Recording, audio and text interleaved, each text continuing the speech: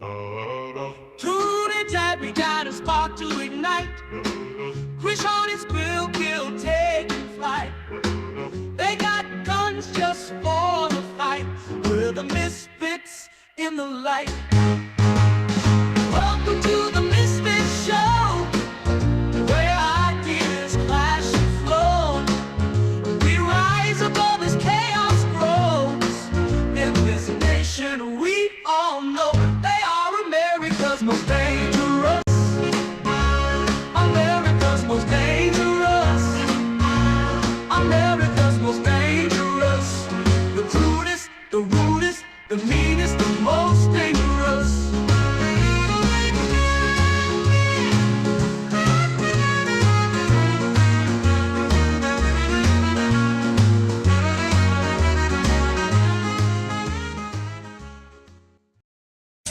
Misfit Nation on the air, America's most dangerous thing.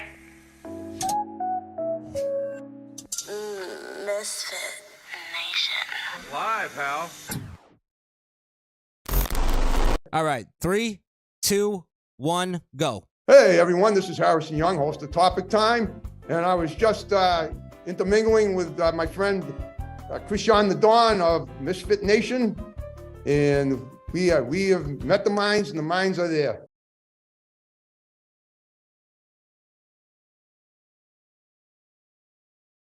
Perfect.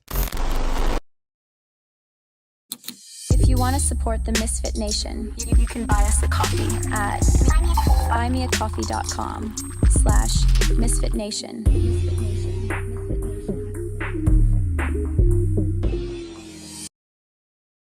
Hey, what's up, Misfit Nation fans? It's Jake Hudson, the greatest of the great, the Don of the HWO.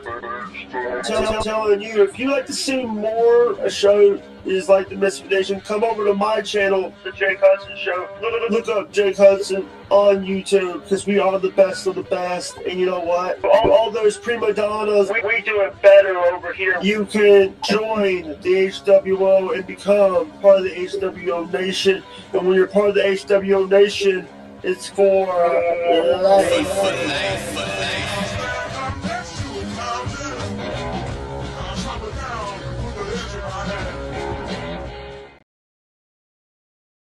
I don't know, man. I think Destiny's trying to tell me that you're just too sexy to be in one person. I guess. I don't know, man. I'm 40, ladies and gentlemen. I'm 40. And I feel sexy. I feel sexy. And I feel sexy. Most sexiest I've ever felt in my life. And I feel sexy. Most sexiest I've ever felt in my life. And I feel sexy. Most sexiest I've ever felt in my life. And I feel sexy. Most sexiest I've ever felt in my life. If you have a problem with me, talk to me. Talk to me. Tell me. If you think I'm flexing, tell me. Tell me. Talk to me.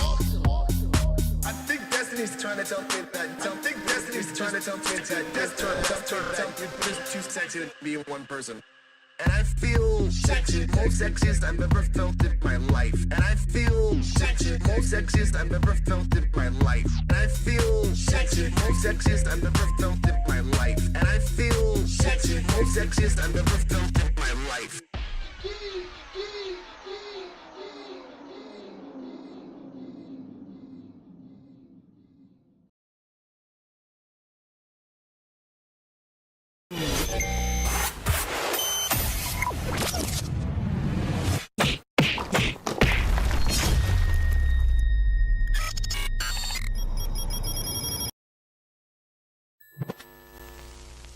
We all know they're very dangerous. We must get ready for it. The Misfit Nation. Misfit Nation. Misfit Nation. The Misfit Nation. Misfit Nation. The Misfit Nation. Misfit Nation. Misfit Nation.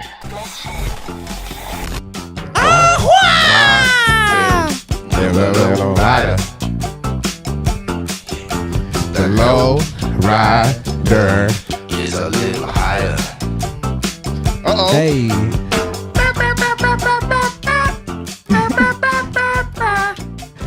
Hey, okay. mean, Mexicans are good for something. Boy, those Spaniards come up with some good riffs, don't they? So It really touches the soul, man. Really touches the soul.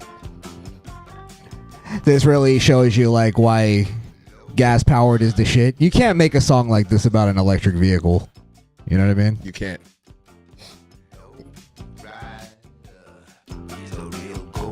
It'll sound all robotic. Yeah. My side buff truck. My son. Don't use gas now. It's terrible. All right. I mean, we could do without that, though. Like, if we had to choose Sure. between America and Lowrider by war. Yeah, by a long shot, I'm going with America. Thanks. It's like I say, it was fun while it lasted. I drive German. I don't care. Yeah, I go with the rice burner chinks on that one. The Japs. They make good cars, man. They make good, reliable cars. Good cars. Again, I wanted to go American, but it's just weird qualifications. Like, hey, buddy, today they're great cars. You just can't drive too far, and they fall apart after 100,000 miles. Okay. Yeah, 5 years, you got to get another one. But they're great. First 5 years is awesome. You're going to love those 5 years, though. Buddy, no. But after that 5, it's all downhill. Yeah, we need what? Hopefully, with Okay. the things Trump is doing, it'll bring back industry and make quality cars in our country.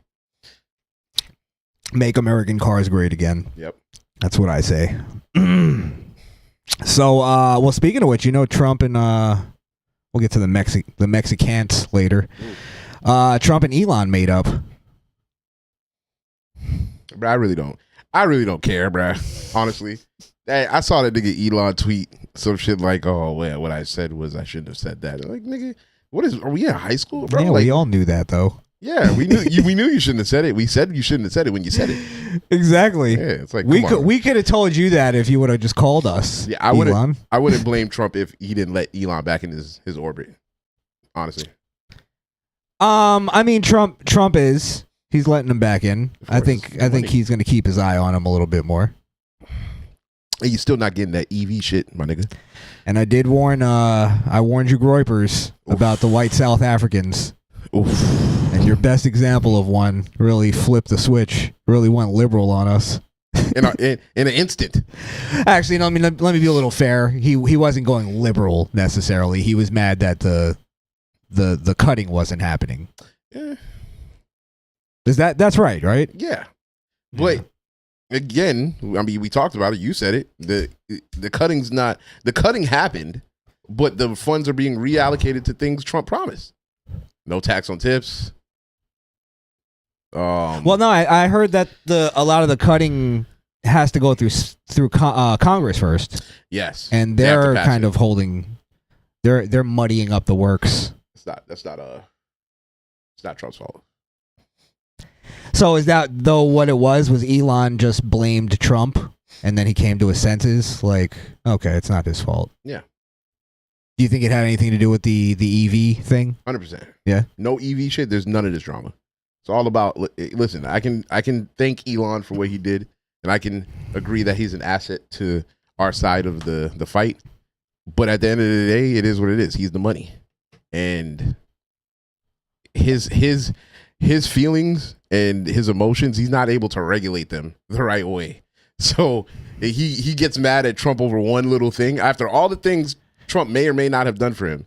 He gets mad at the one little thing and automatically says he's a pedophile and flips on him in the worst way possible. Get the fuck out of here. Which also made him look bad because it's like, so you knew he was a pedophile and you let him hang around your son by himself. Yeah, you let him hanging out with a little barcode. Yeah. Did nothing. And then I also think that Elon thought this was going to be way more polarizing than it was. And when he realized, like, oh shit, nobody fell for it? Oh, damn. Yeah, now I'm losing the only people in the country that like me. What the fuck? Can't go back to the libs. Really, really miscalculated. For a genius, billionaire, he really miscalculated. And I'm not being even, like, sarcastic. No, he's being emotional. Yeah, he really fucked that one. Mm-hmm. Did you hear the audio?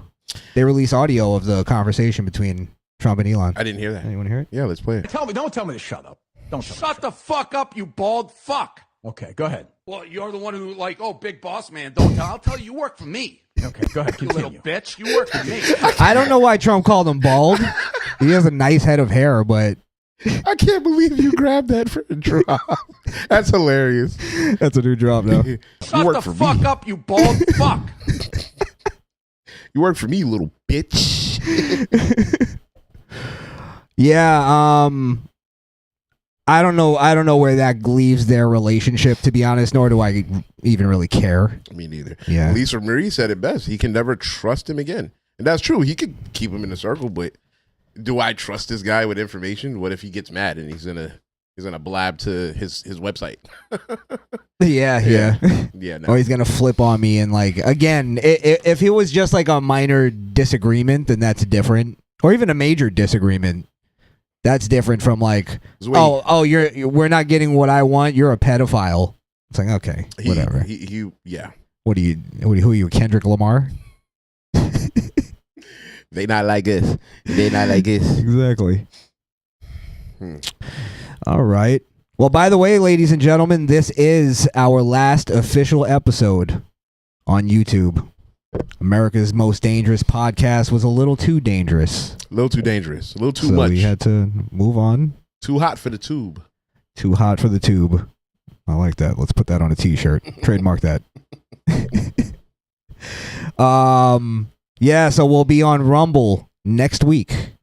We may do, I don't know, maybe there'll be something live on the channel, possibly, but this is the last official episode. Yes, so if you enjoy the live streams, you like to see us live and comment and all that good shit, you got to go over to the Rumble.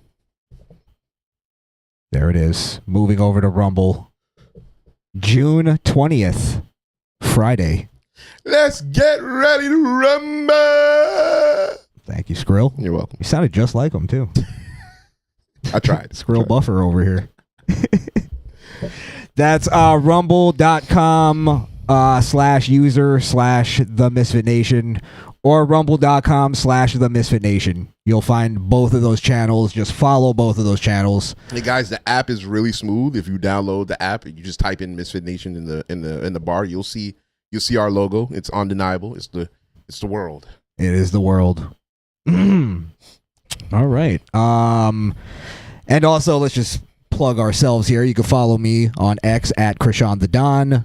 If you need to get in touch, you want to book something on the show or book me or Skrill. Actually, you could probably just get in touch with Skrill to book Skrill, but anything show related, you can get in touch with us on X. Specifically me at Crishaun the Don. Yes. You can follow me on Twitch, Party, Rumble, at SkrillKill. Oh, X2. SkrillKill, SkrillKill. Yes. Now, I do also have, let me publicly thank James Hake for one, putting me on the show today. It was like kind of last minute. I asked him if I could just come on to like promote the move over to Rumble.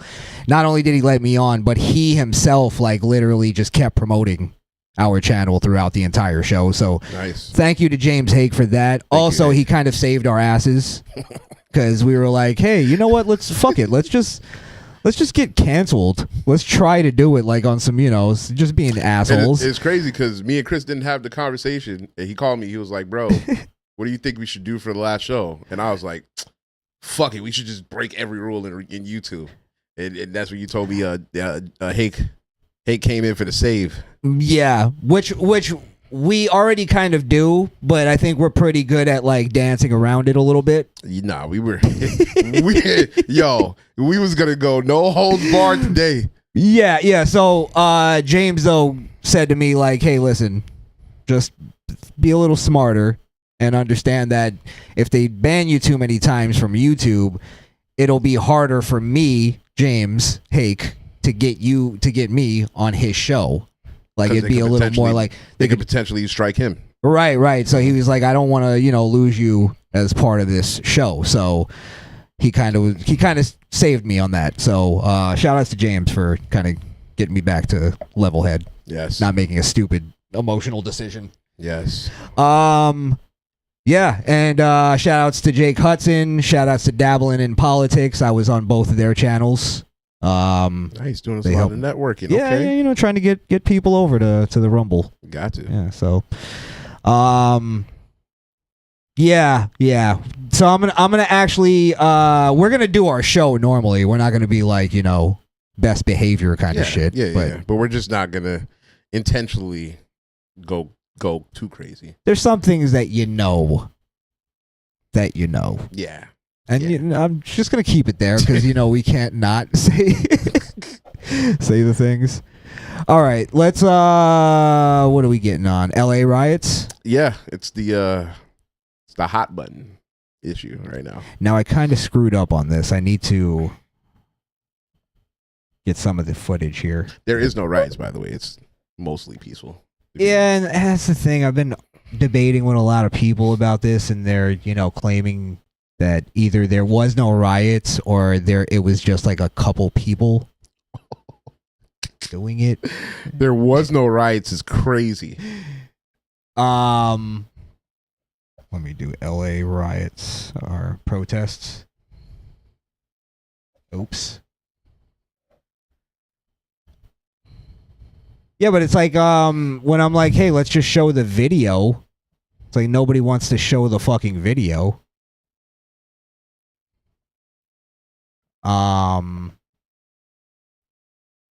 Oh yeah, you said that while you were debating with them, they wouldn't allow you to play the proof. It wasn't that they wouldn't allow me. I wasn't able to, like, it wasn't my stream. So I'm like, let's just play the videos. And it's like, no, we'll get copyrighted and this. And I was like, okay. I don't think you could, but I guess free use doesn't work when it's not proving your point. Mm-hmm. Well, let's look at this. Some more of this video. Actually, let's do this the right way.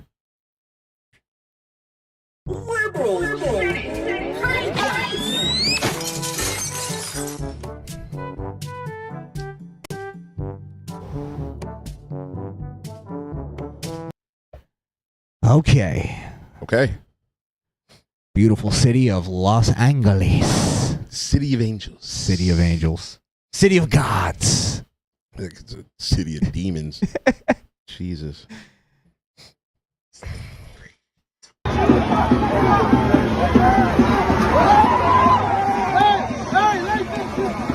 Now, I was told when I was doing the debates that it was like, 3 or 4 people. Yeah, okay. And they all look like that. I was told there wasn't even 1,000 protesters there. I'm pretty sure I don't know what the number is, so I won't even try to pinpoint, but there could be 1,000. There's at least 100. Right? I'm just lowballing. I mean, I guess in the name of you being fair, sure. There's at least 100. I'm saying in the interest of lowballing, there's at least 100 in that frame, right? There's at least 100 on that bridge. You should pan back to the other bridge. There was 100 over there too. They're almost reaching capacity. A couple more, that shit would have fell down. Now, as you can see, they're all engaging in the act of pelting cop cars with rocks and big chunks of concrete, it looks like. Yes, provided by Alex Soros.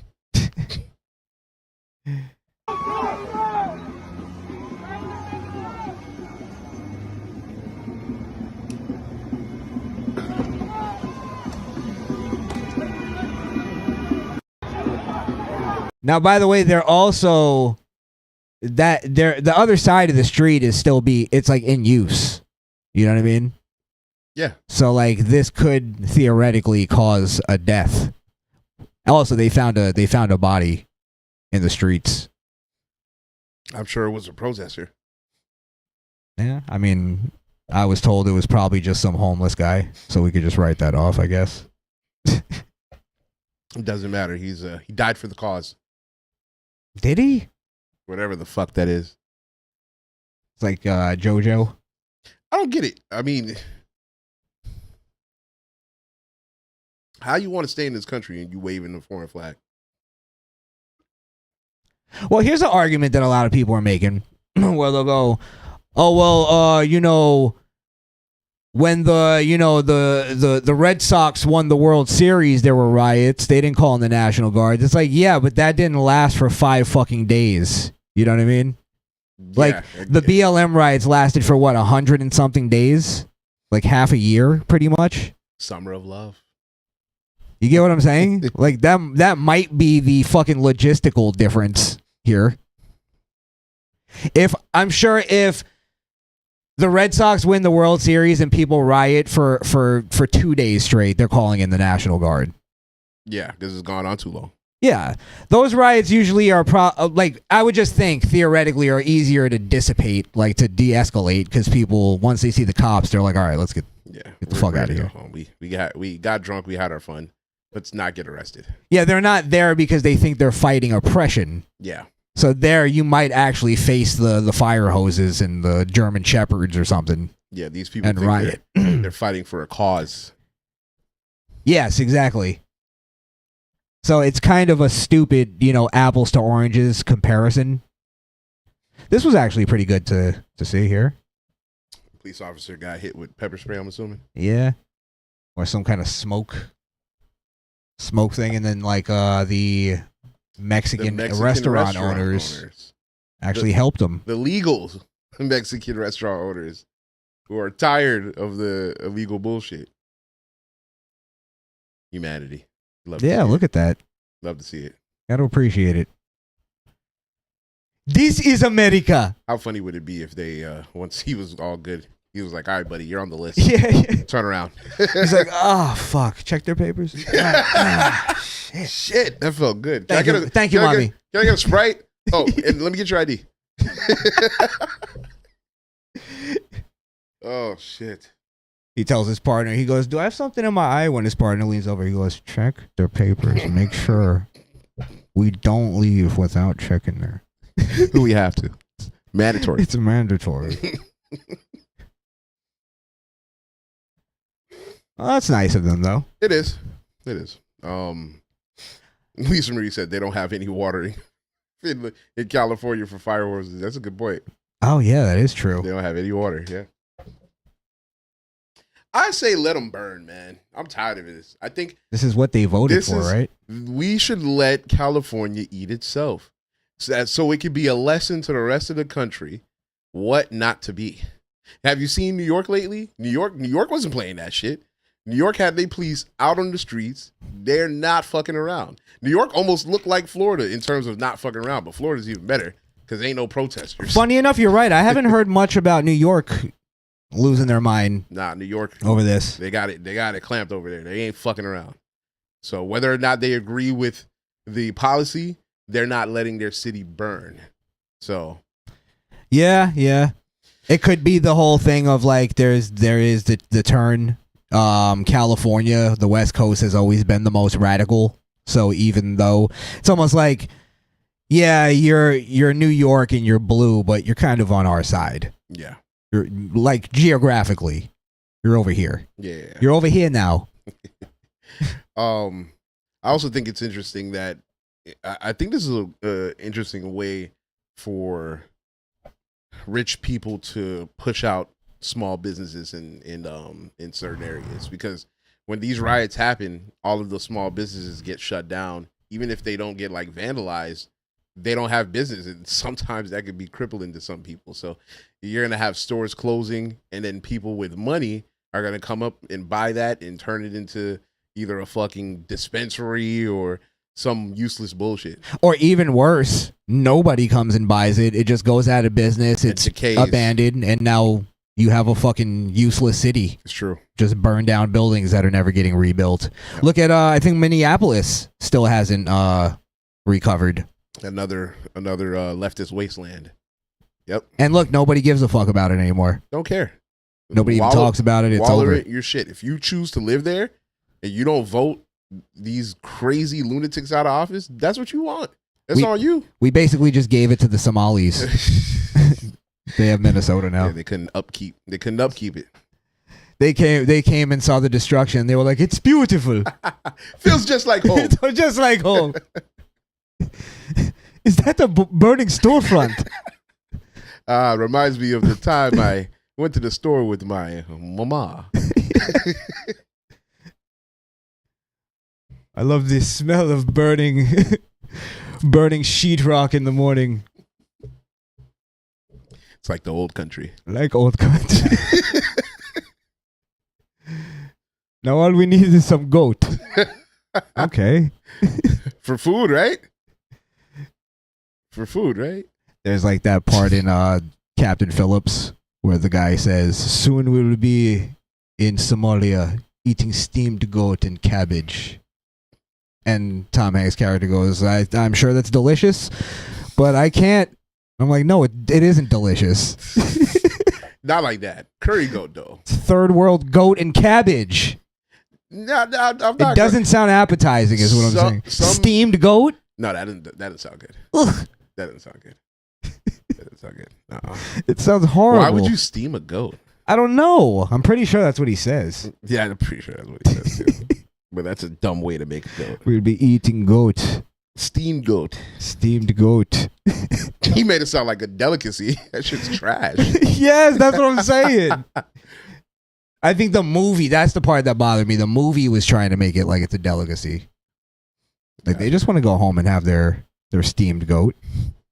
Nothing wrong with that. Do they fuck it first? They can fucking tenderize the meat. Yeah, that's how they marinate it. Oh my god. They're marinating the meat, my friend. Give me 15 minutes. I must marinate the meat. Get this steamer ready. Now.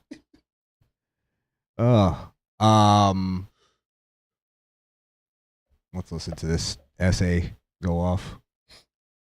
You go to Carver, nigga. I'm fake, nigga. I know you do, dog. I'll spit on your plate. I'll put my dick on your plate, nigga. Fuck your family. Fuck your kids, nigga. That's how it is. I can't sleep comfortably because of you. He be fucking getting a whole fucking plate. He be fucking... What a bitch ass thing to say. I can't sleep comfortably because of you.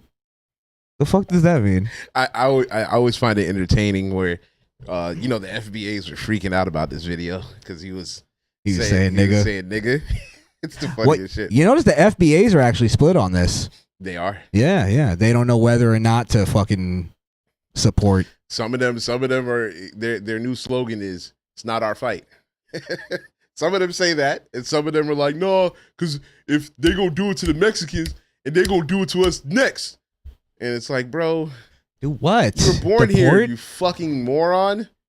You get off your ass and stop bitching, you might make something of yourself. Well, also the illegal immigrants actually impact black communities more than anybody. The most. Yeah. Yeah, who you think is taking all the hospitality jobs that we usually work, the hotels, the fucking restaurants, all that shit. Right. Yes. Yeah. Well, they gonna learn today. So that was him yelling at a black cop. Yes. Calling him a nigga. And I'm gonna put my dick on your plate, nigga. Dick on your plate. That's pretty disrespectful. Why would I ever eat at your shitty little restaurant again? Then, like you're dumb. You're a dumbass. You're a dumbass. You really think I'm gonna walk back in your establishment after you threaten to put your phallus on my plate? You think that guy really has a job? Yeah, I'm sure he has a job. I don't think anybody out there has a legit job. No. I think they have jobs. They just don't care about those jobs. Yeah, that's what I'm saying. Like a legit. Like he's a fucking career. He's a fucking no. It's not a. Career. No one has a career. He's a out fucking there. dishwasher. If at best, he's a dishwasher. You know what I mean? Right. So it might be a family restaurant, or it might be some maybe a cousin of his or a friend that hired him. But you don't give a fuck about that job, or else he'd be there. Hey, I ain't no fucking dishwasher, eh? I'm the head honcho, eh? Head honcho. Jefe. Fuck out of here. Expecting us to give us a whole fucking shit. That nigga right there. Do you go to Carver? Yeah, you do, nigga. Stop playing. Yeah, you do. Nigga, act like I don't know your fucking face. Stop fucking playing. Fucking talking about, can I get a fucking discount? Can I get a fucking this? Can I get a fucking that? That nigga right there. Point that shit at him right there. Point that shit at there right there. He doesn't look like he go to Carver though. I don't even know what the fuck they're talking about. I feel like what they're monkey saying. Talk. What they're saying is that he goes to their restaurant and he orders food. I don't think. First of all, I think they're dumbasses. They probably think every black person looks the same, so they're mistaking this fucking random black cop for somebody that goes to their restaurant. They're drunk as fuck out there rioting, and they're just doing what fucking morons do. Yeah. That's the other angle. There's another video I want to show. That's the other angle from the earlier video on the Yeah. bridge. By the way, that's more than 100 people on that over there. Absolutely. I mean, that's just retardation. It's just telling you not to believe what the fuck you see. Don't believe your lying eyes. Exactly. There was a video I have to show. Hold on. Okay, while he's doing that, don't forget to like, share, but don't subscribe because it doesn't matter anymore because we're moving over to Rumble. No, you can subscribe. We may drop some random like recorded videos or something on here. Okay. It's not completely dead. All right. Just no lives. Yeah, no lives. Yeah, All right. the live show. So you can subscribe to YouTube. I'll take it back. Go ahead and hit subscribe. Oh, wait. I do got to play this at the end.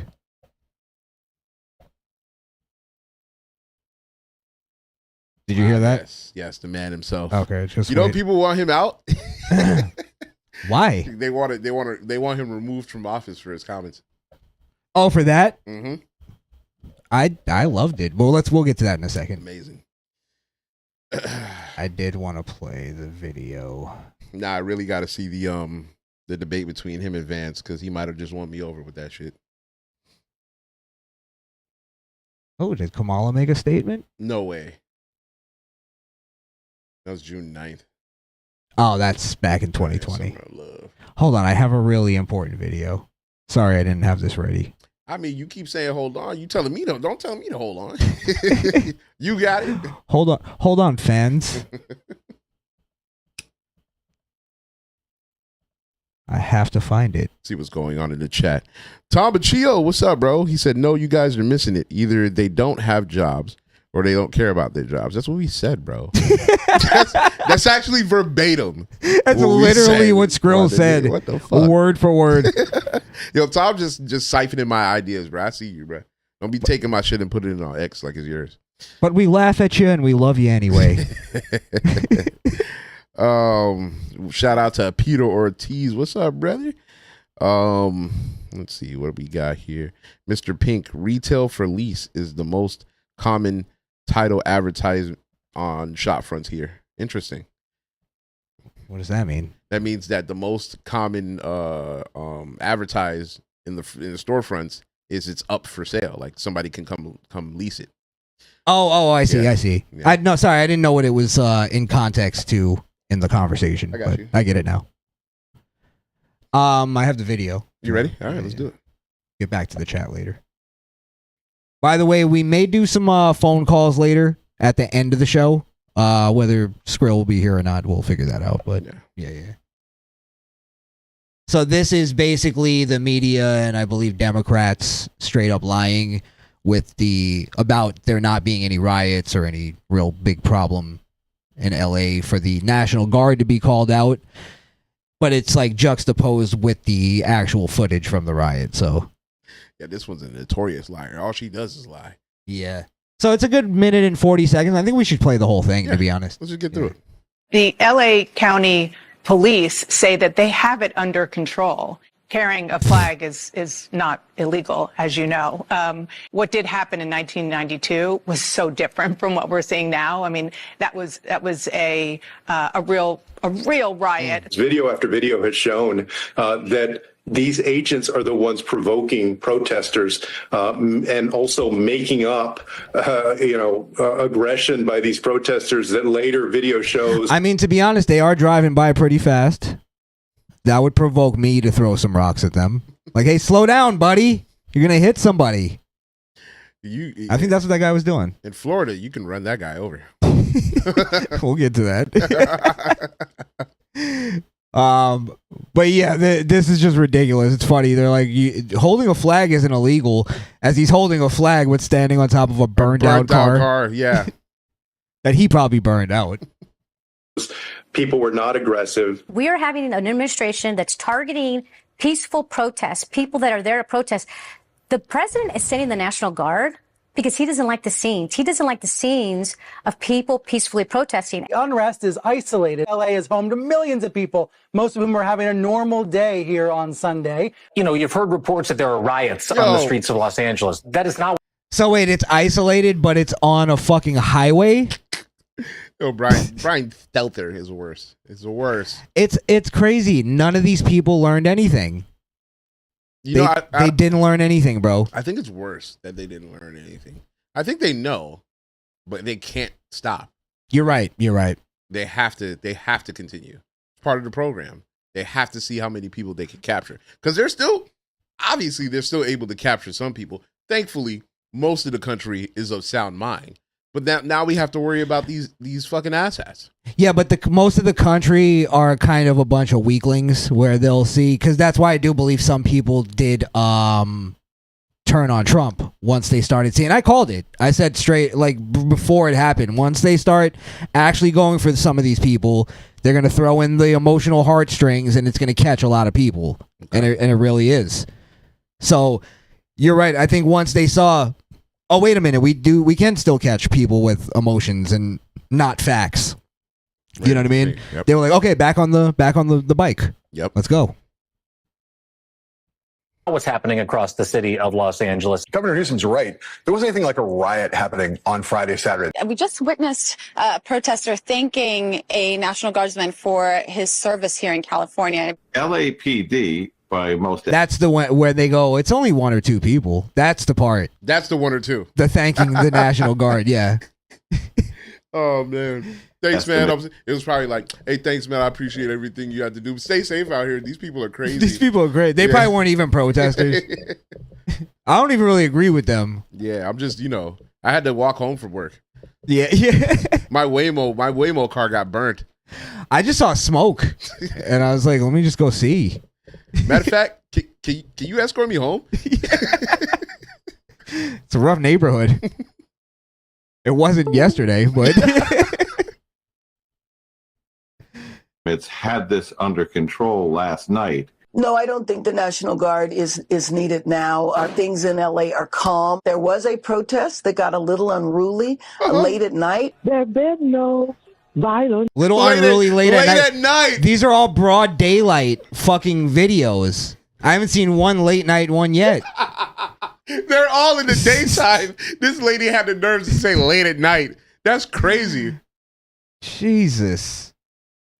Where anybody that was protesting hit anybody, shot anybody, threatened anybody. It's nothing has happened. What is just a bunch of people having fun watching cars burn. Huh? Most of those demonstrators were very peaceful. They were chanting, they were shouting. What, is he the Joker? Having fun watching cars. Some people just want to watch the cars burn. Cars burn. I think they just hate Pontiacs. What was I gonna say about something? Somebody said something. Maxine Waters goes, did anybody shoot anybody? Did anybody get hurt? It's like, I'm sure somebody got hurt. I'm sure that happened just by the odds of it. But at the same time, it's like, is that the standard of when the National Guard needs to, like, we have to wait till people get shot in order for that? And also, people did get shot during the BLM riots, and they still didn't want to bring in the National Guard. Nope. So that's not even a fucking standard that she believes in. So I agree with you. I think it's just they know what they're doing. They're being covertly ignorant. What's the word that you call that? Blissfully ignorant? Yeah. Oh, is it blissful ignorance if they know? Alex Barr brings up a good point. If the left gave the same commentary on January 6th, I mean, come on. January 6th, it was the worst thing in the fucking world. Yeah, right? It was DEFCON 5. Jesus. Yeah, man. And media games. Listen, we are the new media, though, so it's fun to look at and make fun of. Well, I'm more interested in the politicians that are just straight up lying. Like, media heads are gonna lie. And That's what the fuck they do. I hope you know what will really so change. do politicians. You know what will really change the system is if when these primaries come around and every person that we saw go on TV lied was removed out of office. Oh yeah, shit would change. Yeah, but it's like you can't have it that like where you have to leave a margin of error for like if you may not know, you may think you're telling the truth. Listen, I'm not saying that's what they're doing. I'm just saying for the people that it is that you can't. It's free speech. It really is. I get what you're saying. allowed to lie. I get what you're saying, but you're allowed to lie in certain aspects as a representative of your state and the people that put you in office. You shouldn't be lying to them. I was thinking about this. What would be the ramifications if they did have some kind of perjury law for for politicians. I think there might be some national security risk, maybe. Right, where they would have to tell the truth, but I mean, when it comes to affairs nationally and with your constituents, anything that has to do with, let's say, tax money or a certain bill that your constituents want to put through, those things need to be fully transparent, and you should not be able to lie about it. Well, take for example, and I don't know if we're going to change the subject actually, because I do want to talk about this DeSantis thing, but take what Trump did. They're claiming, I think Trump came out and said it. Not said it, but his administration said it, that when Trump said that he was telling Netanyahu to back off on the Iran thing, that was all just actually strategy, military strategy, to make them think there was nothing was going to happen, so that they wouldn't move their the people that Israel would have been targeting, which I think was for the nuclear thing. They took out a nuclear physicist, the top nuclear physicist. They took out one of their top commanders. They took out a lot of people. Yeah, so they didn't want to give them a chance to move those people or move them the facility or whatever the fuck. And they were getting ready to just, I think they were getting ready to actually put the final touches on the warheads. So they basically stopped them right at that moment. At least that's what they're telling us. That's what they're telling us. I mean, to be honestly, I don't give a fuck what the reason was. Because they've been saying that they've been close to weapons of mass destruction for years, and I think there's a possibility that that's true. It's just every time that they get close, Israel or somebody else strikes them, and now they got to start over. So that's why it's like another 10 years, and now they're close. Yeah, again. but I'm fine with that. I don't think they're fucking responsible enough to have weapons of mass destruction. People are dumping. You already know the grapers are going to say that we're shills for Israel. Listen. Let me tell you, as plain as day, I don't give a fuck what happens to any of those Iranians, Palestinians, dot head, towel head, any of those motherfuckers that call Allah their God. I don't give a fuck what happens to them. I'm in crusade mode at this point. They are in this country actively calling for the death of Western civilization, protesting it, using our rights of free speech to say that we need to be destroyed. No, I'm not going for it. They are the enemy. They need to be stomped out. And I'm glad that Israel's doing it. I'm with you. And I don't know. They calling us paid shills. It's ridiculous. Yeah. You get your check, by the way? We're obviously not paid. Check came in the mail. What check? You didn't get it yet. All right, No. Never mind. No. Talk about that later. Yeah, I agree with you. Like, I just, not to, get into that, but my point to bring that up was that the perjury thing, like, if that all is true and that's why Trump said that, and it was a strategic move, then in reality, if there was a perjury thing, he would get in trouble right now. He would be held liable for that. Okay. Yeah. Okay, that's a fair point. So pretty much all you would get from that rule is, Mr. President, what'd you have for breakfast this morning? No comment. You know what I mean? Like, literally, I can't answer anything because I don't know. I don't want to get fucking sequestered. I might accidentally say Frosted Flakes when it was Corn Flakes, and I might go to jail for that. Like, I'm just being facetious, but you get what I mean? I hear. So, well, you know what's going to help the system? Florida man. So this is our governor. Yes.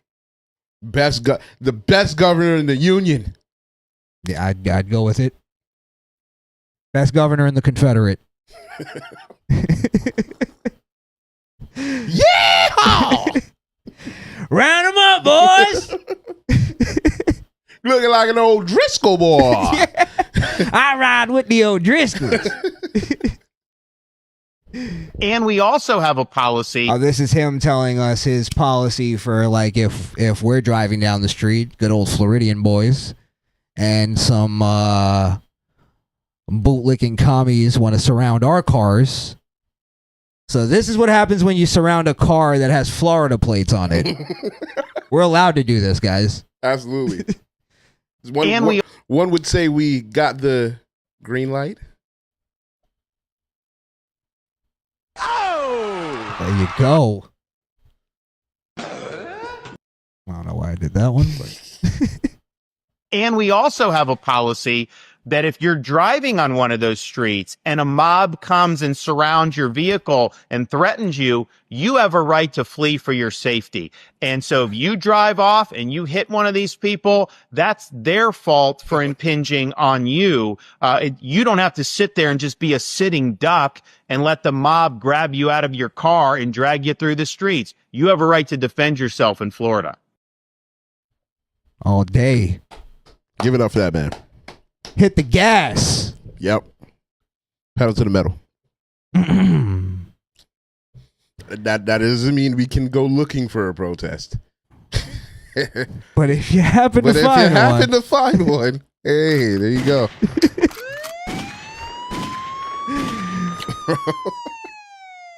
You can just hit that gas pedal and be on your way. You can make it to work on time. Absolutely. I had 10 points. Yeah, why do people not like this guy? So they're trying to get rid of him for saying that? Well, they're making noise, but it's first of all, it's his last term. He's not going anywhere, and Floridians don't want him to go anywhere. Most Floridians, the wokies, don't like him, but fuck him. I'm calling 3 terms. I want a 3-term. I want us to break the rules on this one. Nah, it's got to be 2. Man. I think he's gearing for a presidency. He is. Like he's ready to leave the. I think it's almost like, all right, this is like getting too easy for me. Yeah. Yeah. But I fear. I don't think he's gonna. I don't think he's gonna win. It's the last name. Nobody wants to vote for a DeSantis. And they're still gonna call him DeSanctimonious. Yeah, DeSanctimonious. Yeah. I'd still vote for him over JD. I have to see them debate. I was more on JD's side, but after his little everything he's been doing, everything he's been doing for our state is great. We're in a really good spot. Obviously, we're in a really good spot. Everybody keeps coming down here, no matter how high the house prices go. They keep flooding the state. So I think though, I think I couldn't picture. And I could be wrong. I couldn't picture JD saying this. Yeah, I think JD's. I don't want to say he's too polished. I think he has the potential to say that. I don't think he would. I don't think he would take it that far. Does he have the balls to say that's it? what I was. Yeah, that's a better way to put it. Yeah. I don't know if he does. Maybe he does. Maybe he does. It's a long 4 years. We'll see. Lisa Marie said, "Isn't his wife running for governor?" She is, and which is another good reason why you should vote for Byron Donalds for governor of Florida. He's got my vote.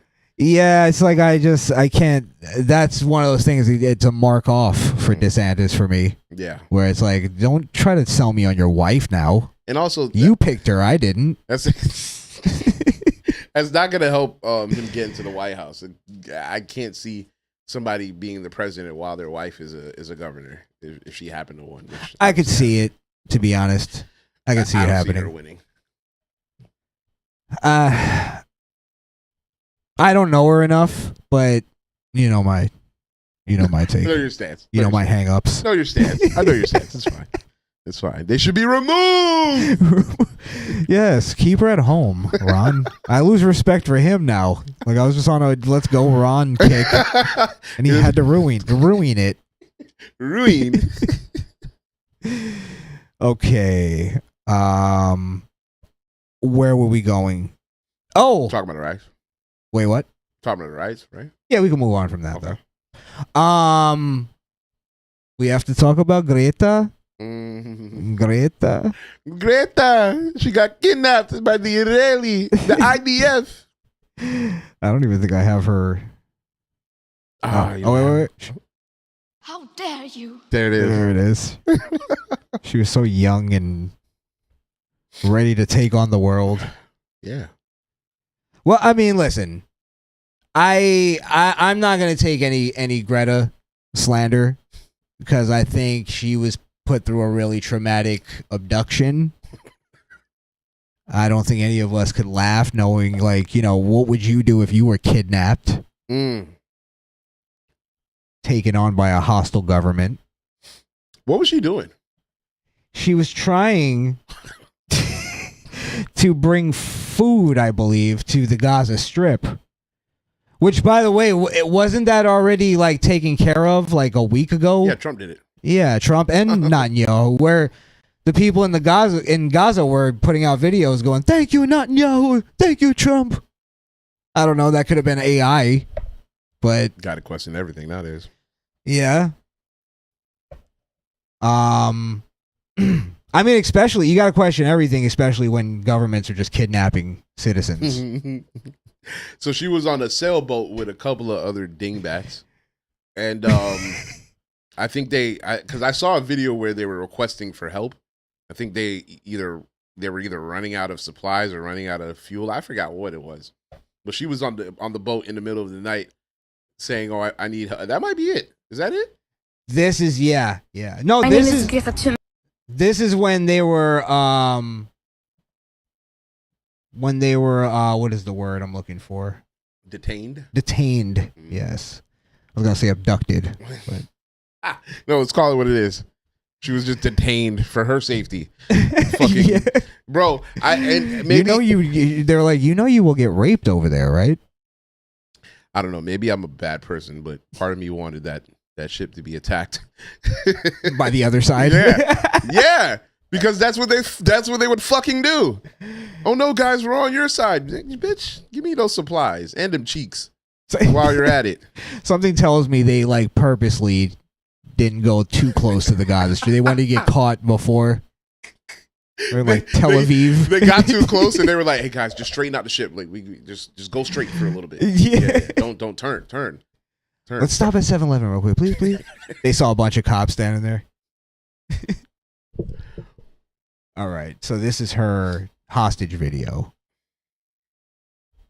My name is Greta Thunberg and I am from Sweden. If you see this video, we have been intercepted and kidnapped in international waters by the Israeli occupational forces or forces that support Israel. I urge all my friends, family and comrades to put pressure on the Swedish... All my comrades. Commie fuck! Swedish government to release me and the others as soon as possible. The Swedish government to release me and the others. Please tell me you have the picture of her sitting in coach comfortably. Oh yeah, I do. Okay, thank God. Let me see. Actually, I have the video. So of course, usually when kidnappers kidnap you, they usually, hold you for a little bit. They might throw out a ransom depending on what they actually wanted to do with you. There's some kind of motive, some kind of MO to the kidnapping. Something. They don't usually put you on a coach flight back to wherever the fuck you came from. They also usually don't they might, but here's a video. They were like literally feeding them. They was getting water. They're being taken care of. Wow. Yeah. And sandwiches? I forget it's some kind of Jew bread. It's kosher. It's kosher. Fucking handing out Manischewitz and fucking bread. Give the bread to the Swedish girl. Okay.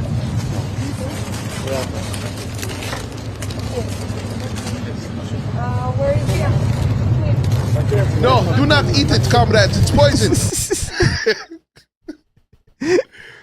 They take it and then immediately throw it overboard. This is what I think of your oppression. I will not eat your bread. Your bread is stained with the blood of innocent Palestinians. This is genocidal bread. I will not eat it. It's genocidal bread.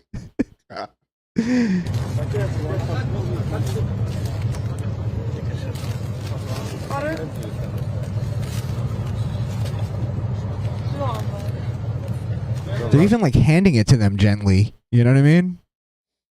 What I mean is like they're not. There's no signs of hostage in this at all. I've never seen kidnappers hand out food before. It's amazing. And in this way, water. Want some water? Bread? Anybody? One might say they look like rescuers. One would say they look like a civilized government. It's not it's not the same as a terrorist fucking group. This is ridiculous. Hey man, they lucked out. Wait, what was the other video that you said? Her on the plane. Oh yes. Her on the plane. I'm going back to Sweden after being kidnapped by the Israeli government. This is very nice. Wait, this is the interview of her coming back. Do I not have the video?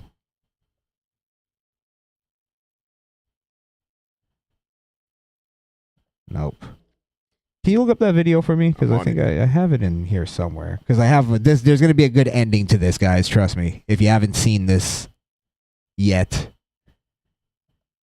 and I don't think Skrill even saw this. By the way, don't forget to follow us on Rumble. Send. At Misfit Nation. The Misfit Nation on Rumble. You sent it? Yep. Okay, beautiful. Goten. Where is it? Twitter. Or X, I should say. Not popping up. Really? I got it. Is this the one with the... I had a really funny one with the... it had like a nice zoom in to it. Oh, okay. I found that one. Oh, send that one. That one's better. All right. Because it had a nice like office feel. It was real quirky. Yeah. It was a wacky moment. Is it this one? Yeah, that's the one. Okay.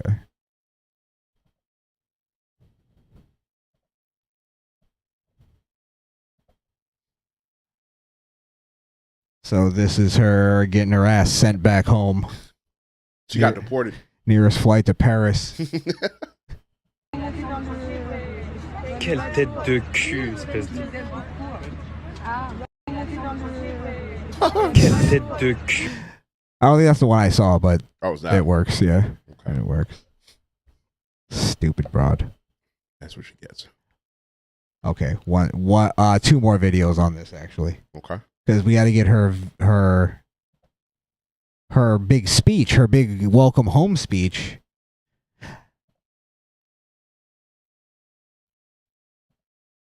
Actually, you know what? We'll do that last because I believe this happened first. Look away from the screen for a second. So she was being brought in. Let me get this full screened. She was being brought in to the through the the airport. Mm-hmm. And tell me if you can see what she's attempting to do here.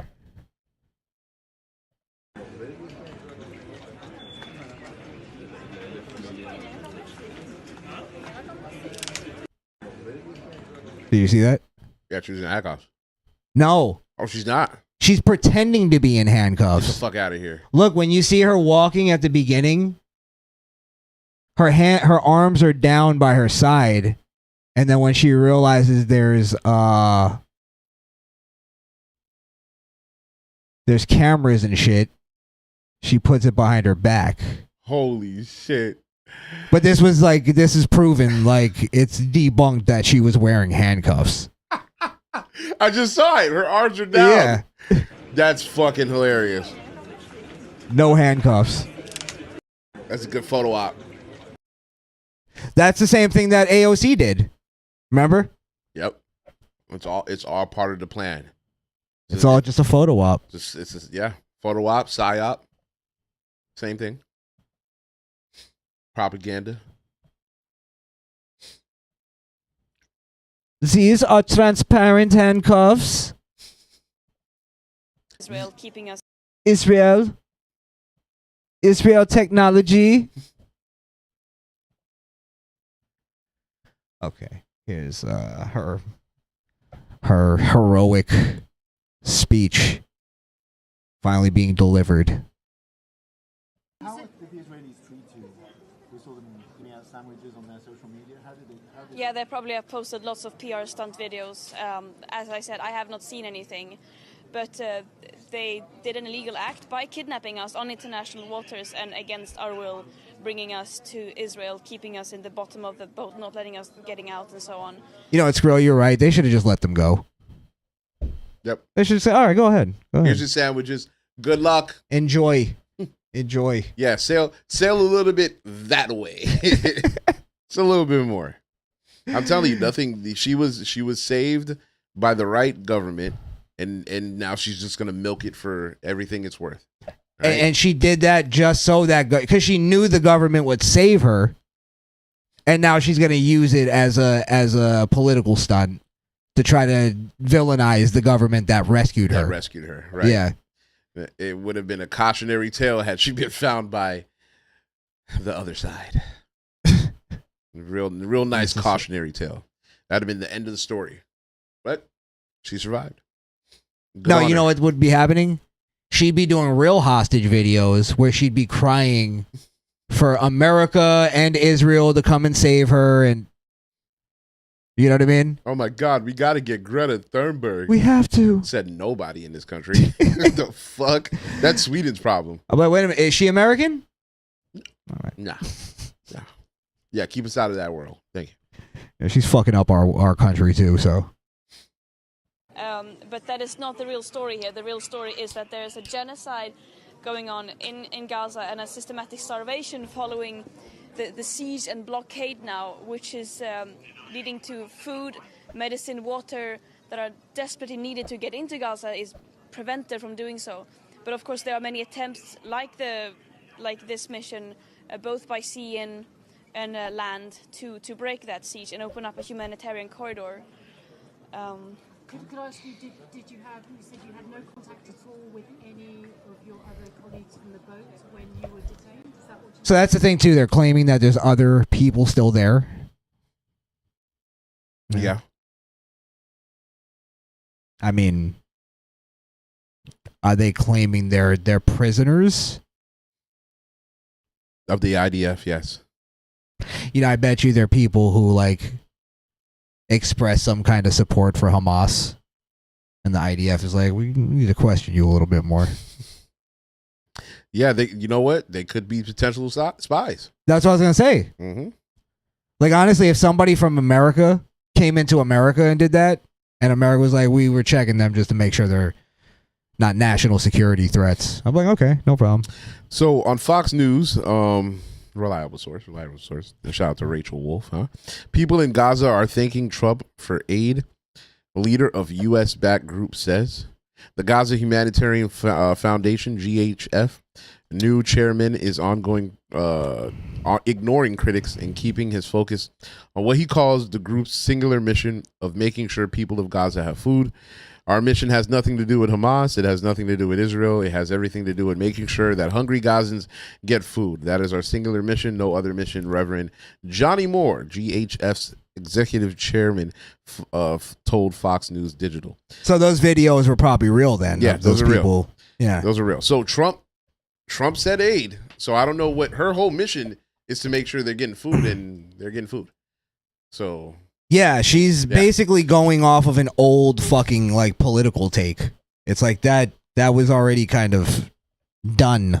I mean, what are you trying to fucking prove here? She was already going to die for nothing. Now, that really meant she was going to die for nothing.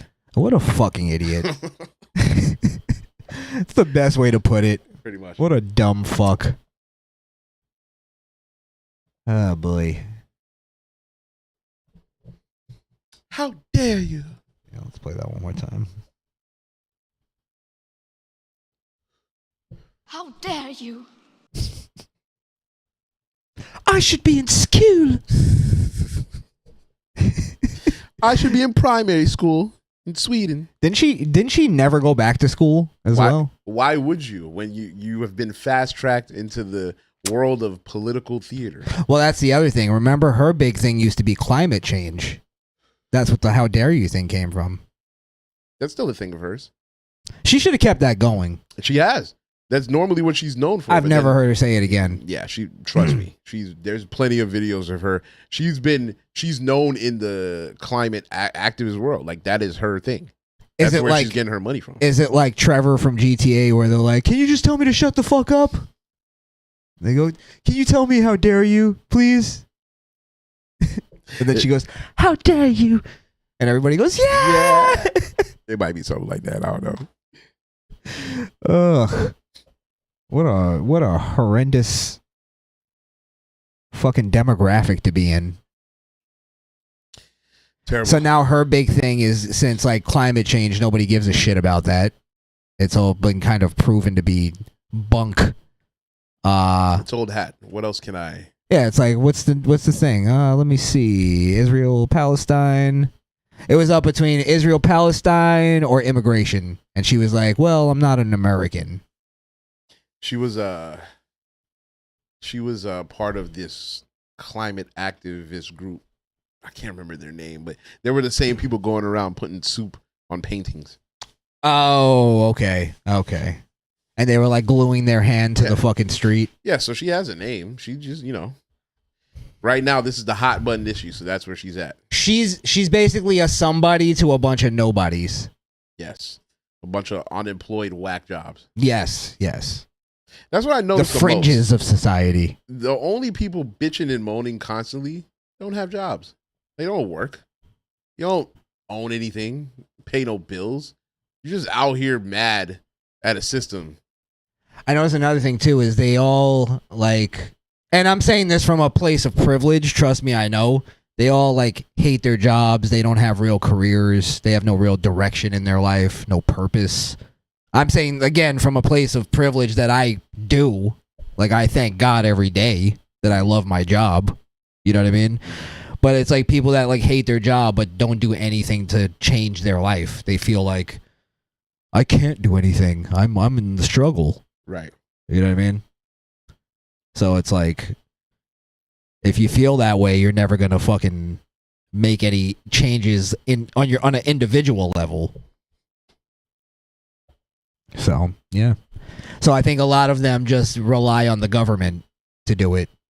Well, I'm gonna vote in Trump because he's gonna do it. He's gonna force them to do it, and it's like Trump's not that guy. He's a go-getter himself. You know what I mean? Absolutely. So that's the thing I don't understand that a lot of Trump supporters don't take from him. This is a go-getter attitude. Yeah. Go out and fucking do it. That's true. Quit bitching. What else do we have, Skrill? Mr. Pink said, I just got my food delivered by a guy named Muhammad who was speaking Spanish. Yeah. Wow, that's confusing. We're culturally enriched, Mr. Pink. Yeah, that's what that is. It's a melting toilet. Melting toilet. Ugh. Oh, man. What else do we have? I have some grifter stuff. Ooh. Calling out some grifters. Let's do it. You ready for that? Yeah. Well, the first one's not even necessarily a grifter. I guess to a degree, but Myron. Ooh. Now, this could be just jokes. So I'm willing to just like write, like where if you think it's like just complete joke, I'm willing to just say, all right, fuck it, we'll move on. Right? But it's like one of those things that I think he's like, as a troll, right? You can, and I'm not saying that as an insult. I'm a troll myself.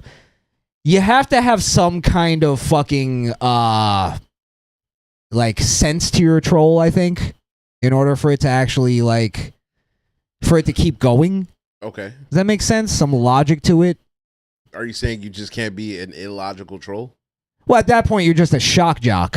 You're just saying things to be shocking, and you're an edgelord, I guess. Edgelord. Okay. As a troll, though, you can't. What?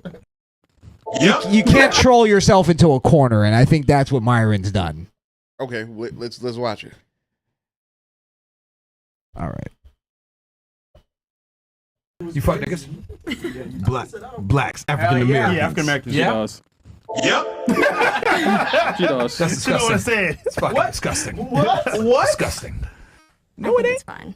There's your answer. Yep. Hold on. Myron. Yo, Chris, Hold on. listen. Myron, if a girl is beautiful, white, amazing, but she wants niggas, you want smash? Be honest, bro. I'll smash, but I would have dated her. Yeah, he want marry her. Yeah. Yeah, what? Nah, man. What? Why? She's a shark, man. It's like Bro. I gotta be. No, Don't say it's a comedy I gotta be the skit. person only. We're comedians. Bro, hell no, man. That's wild. I'm not trying to have no Tyrone up in there. Oh man. For you to be the first is kind of hard though. fresh Yeah, is it is. comedy. No, it is. It's kind of hard, bro. You gotta I just represent. fucking You gotta. If you're the first, you gotta represent the whole. You like Martin Luther King. You like Rosa Parks. Now you think that's coming from him, like, because he did say niggas at the beginning? Do you think that's coming from him not... I don't think he considers himself a black American, like FBA. He's a Somalian, I think. I also think he's joking. It does say this is a comedy skit. I didn't realize that. Without that, you know, I would have thought he was joking only because by default, it doesn't matter if he's black American, FBA, or whatever. By default, he would make that lady a mud shark by some standards of certain sect of people, and that's their right to feel that way if that's how they want to feel. Yeah, sure. But for him to go on there and like, there's no way that's serious because obviously you would make her a mud shark. He's just completely trolling. Yeah, he's completely trolling. Okay, so all right, I'm taking that too serious. All right. I'll leave that alone then. For sure. Shout out to Myron. I'm fair enough to say that. Shout out to Myron. Now I will say before we move on, I do have some legitimate criticism of Myron. You know, ever since this whole Israel conflict had popped off, he's been a groiper, one would say. I think that's why maybe I judged it a little too much, because I think the groypers, like, sometimes I don't know if they're like serious or what, or if they've like lost their mind completely. By the way, I just had a complete fucking debate with a groyper on the Hake show. Yeah. Okay. And you know, I don't like to brag, but I think I completely destroyed that son of a bitch and his entire worldview. Definitely go give that a listen on the Hake show or the Hate Report on YouTube. Shout outs to Mark. I proved that groypers are actually communists. Ooh. Yeah. Nice. Definitely got to give that a listen. Where was I going with that? What did I say before that? Groypers, you brought up. Oh, you know what, we were going to go to cuz I think you did have a Candace Owens thing. I don't know if that's where you were going with it. Yeah, it's sort of the same thing. It's like, all right, you know, you're getting money from a certain sect of people.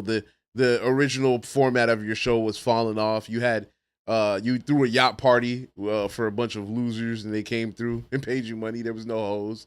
Like, I remember all that shit. So you moved on to this whole Israel thing and put that to the side. Looking at his background, he's fucking Somalian. He's probably a fucking Muslim too. Of course he hates Jews. They all hate Jews. So it makes sense that he would go down this fucking rabbit hole because at the end of the day, he's fucking Somali. Well, another thing that people kind of forgot was right before this was he took the groyper route. His show was kind of taking a lot of bad hits because of Fresh, because Fresh was starting to get exposed for being a simp and basically paying for hoes and all that shit. Chinese girl. Yes. Who thank God for his sake that she wasn't actually pregnant. Right. And it was completely destroying their brand. I think it actually destroyed their brand. For the most part. Yeah. So I think this is him now going, okay, I got to find a different route because not only did Fresh simp and go against their entire code, Myron basically sat there and made excuses for him the whole time instead of being a real friend and saying, no, you're acting like a fucking simp. Yeah. You know what I mean?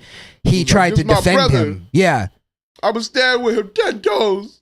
I'd never let Fresh go down. Right, and that's fine, but standing with him would have been like, bro, but what you're doing is not to the code that we've been preaching this whole time. So you're exposing that you're not really about the code. Right. Which is what we are trying to teach men. That's our whole brand is based on that. So I think that was a big part of it too, was that he started seeing like, fuck, my brand is about to get destroyed, or it is being destroyed, and it's completely out of my control to a degree. I got to go down a different route. He's found a new audience. Yeah. He's here to stay. Well, here's another one. We'll get into the Candace one, but I thought this was pretty interesting. So Sneeko was doing some kind of thing. I think he was like giving away Qurans, and some guy came up, and the way that Sneeko puts it is, he basically had this guy get, and I'm being a little over dramatic, I guess, but legally he had him assaulted because the guy disrespected the Quran. So I'm gonna play the video. Oh, no, he's wilding, bro.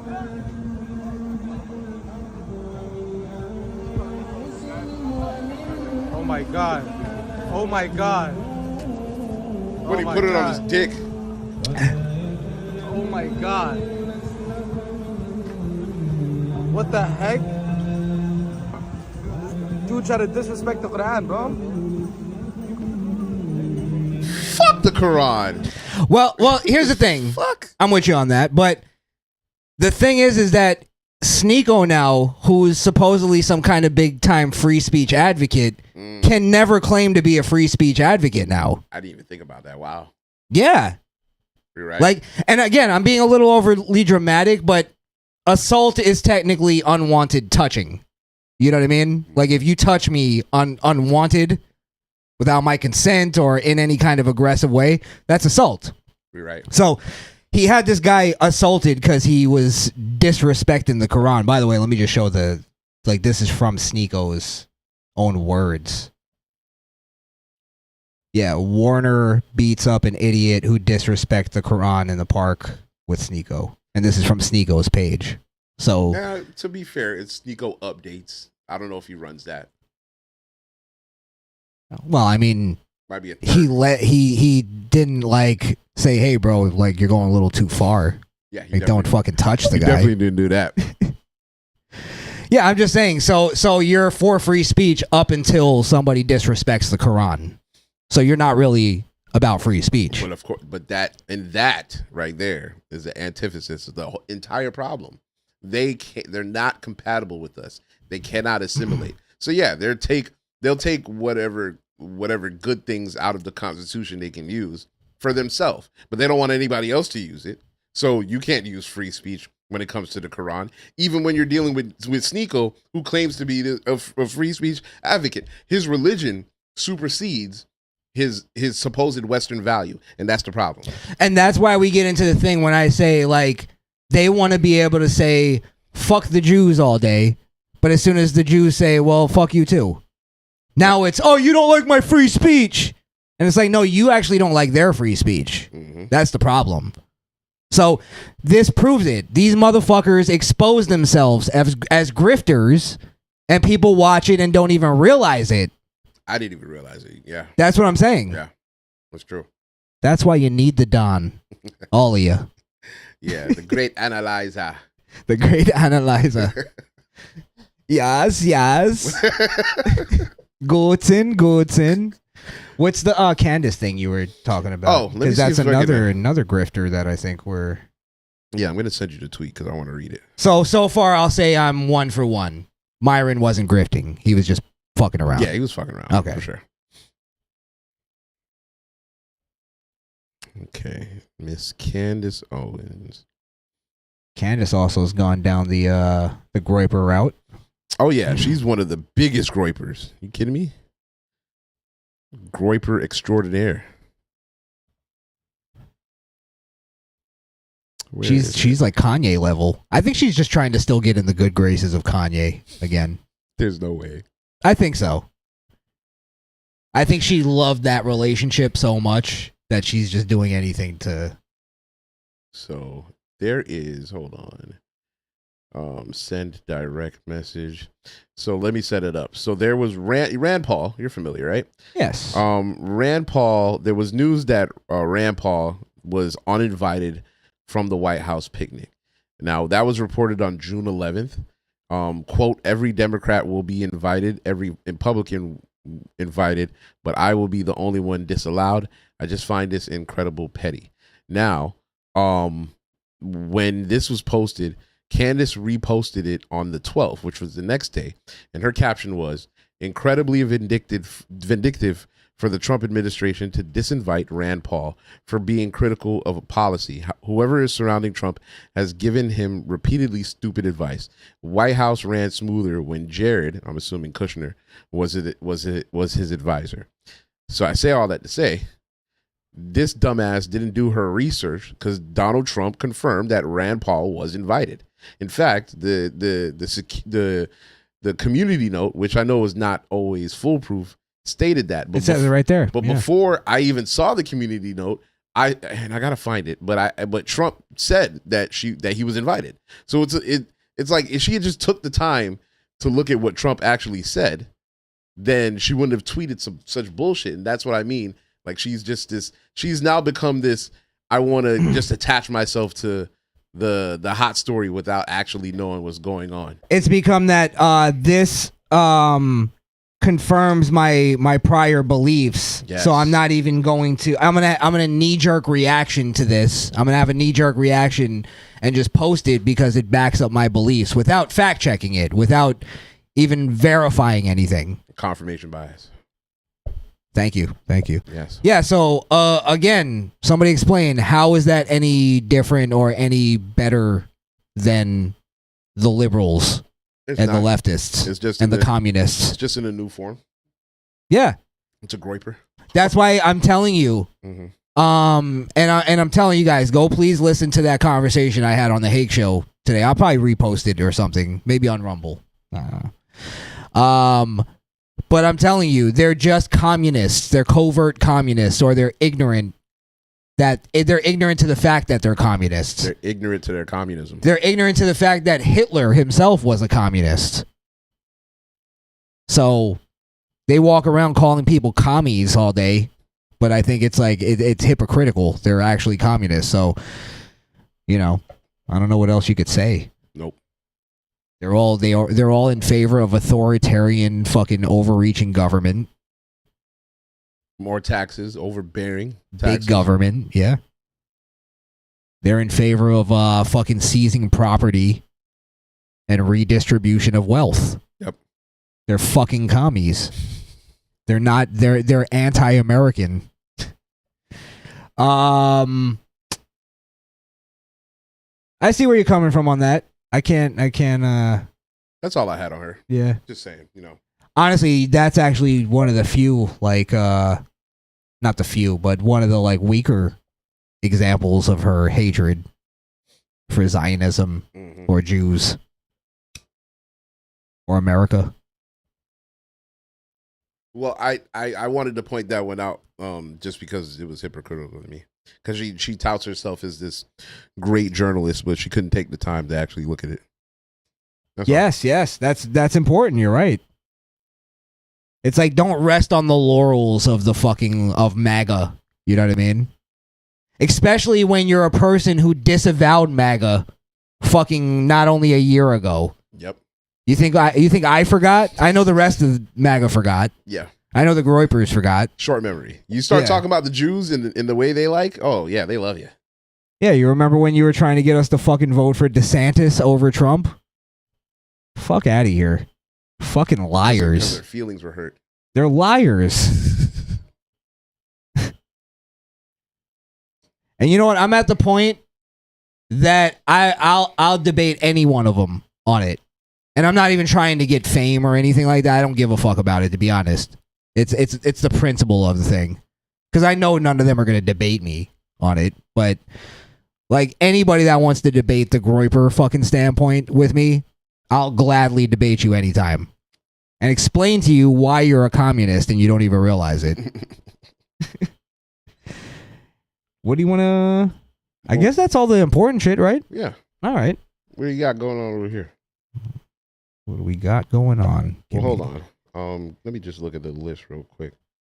Yeah, we did that. I guess we can open the phone lines, get into Skrill Reels. Yeah, we'll do that. All right. I'll start sending you some shit. Give me a second. Guys, don't forget to like, share, and subscribe. If you haven't already, head over to the Rumble. If you have the Rumble app, you could just type in The Misfit Nation at the top, will pop up. If you go on the web, it is rumble.com/The Misfit Nation podcast. Yes? Yes. Give us a second here, folks. Fuck around and pull a Dre and say the wrong shit. You could follow us on the Hake Report. What? What, bro? It's the wrong one, dog. Han JLP Productions. It's like that's not even his thing.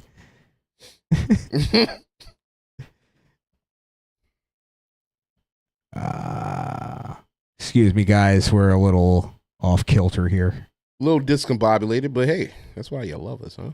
We're black. We're black. Oh, now he's black. Look what he's black for.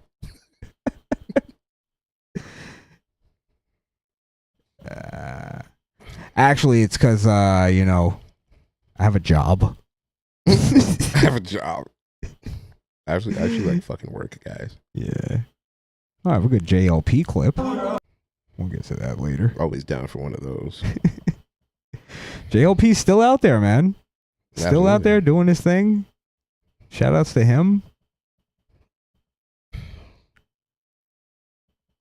I can't find it. Fuck me. Fuck me running. That's a funny statement. It was a good one. It was a really good one. I swear it. You gotta believe me, Skrill. I believe you. I believe you. Unfortunately, you'll never be able to prove it. Oh, I got something. Are you ready? I'm ready. It's been a while for one of these.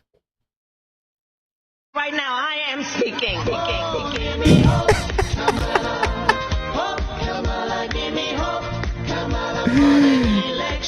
Oh man, I didn't think we was going back to the land. Yeah. Holy shit. Sorry, guys. Give us a second on the calls. We're just gonna do a one or two more things. And I promise you, we got you. Damn, that's the phone lines blowing up like that? Okay, I see y'all. Yeah, we didn't even really open them, but they're here. Yeah. You guys gotta wait. You guys gotta wait for the drop, man. You ready for this? Let's break down a little Kamala. Let's do it. I'm pretty sure this is new. I think she's talking about maybe the immigration thing. Okay. Fear has a way of being contagious. And we are witnessing that, no doubt. But I say this also, my dear friends. Courage is also contagious. Courage is also contagious. When one person, when a few stand with the courage, Okay. that is the courage exhibited by the leaders in this room every day, to stand, to have the courage to say, I feel fear. Now I'm very adept in Kamala, speaking Kamala. This is what she does because I do this when I'm drunk and I'm trying to rant. Because I do this when I'm drunk. Is you find one word to latch onto, and your whole entire speech now revolves around that word. So the courage. Courage. So now it's whenever I can't think of anything, I just go back to courage. So fear is contagious, but so is courage. Yes, and you only need one person to exhibit the courage, and then everybody else will follow suit. Because it's contagious. Yes, because it's contagious. Of course. However, the same could be said for fear. One person shows fear. Actually, that's where her logic breaks, I think, a little bit. That's also contagious. Not necessarily. Like, just because you're scared of something doesn't mean I'm going to be. Well, it depends on what it is. Like, what do you mean?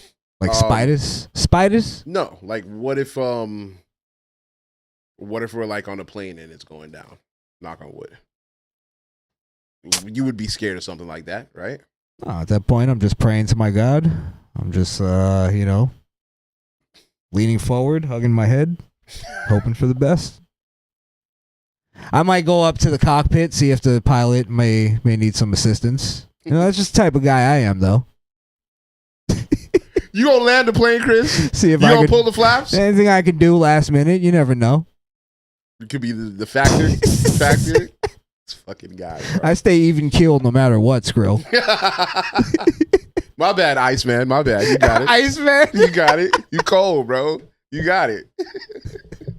You're like, sorry, Goose. Yeah. What the fuck? Fucking MacGyver over here. Thinks he can do it all. I can land this plane with a paper clip and 2 lit matchbooks. Oh shit!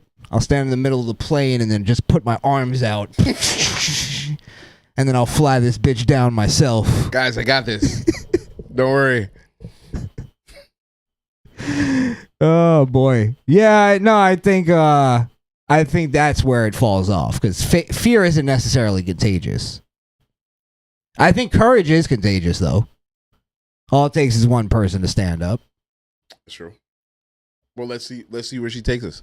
To say I feel fear, the courage. That's where we are. What does that mean, Kamala? Well, that's I feel fear, period. Now it's the courage. This is the continuation of the sentence. Okay. The courage to say what is happening is wrong. The courage to say that there is a way that we must chart to get through this. Understanding our power in the democracy we still have if we hold on to it. Courage is contagious. There it is. Back to the heart of the matter. You gotta loop it back in. Bring us home. This is the moment that really does highlight also the power of kindness, the power of sisterhood. Now she found a subplot, which is power. The power. I just caught it. You see what I'm saying? The power. Yes, that was a nice little pivot. Sometimes you can find little subcategories, little branches, if you will. But I bet you want to make a bet. It comes back to courage. You think courage rears its ugly head again? She's gonna talk about power for a little bit, but then she's gonna go. But it all starts with courage. Yo, she does that all the time. All right, we're gonna put the caller on hold real quick.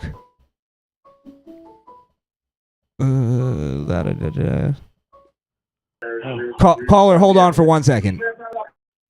All right. Power of self-care. We can't go out there and do battle if we don't take care of ourselves and each other. Please take care of yourselves. Now she's Jerry Springer. And I'll see you out there. I'm not going anywhere. Clap it up for the ancestors. I'm not going anywhere. Yeah, I bet. Shut the fuck up, you bald fuck. Even though she's not bald, it works. You know she's bald under there.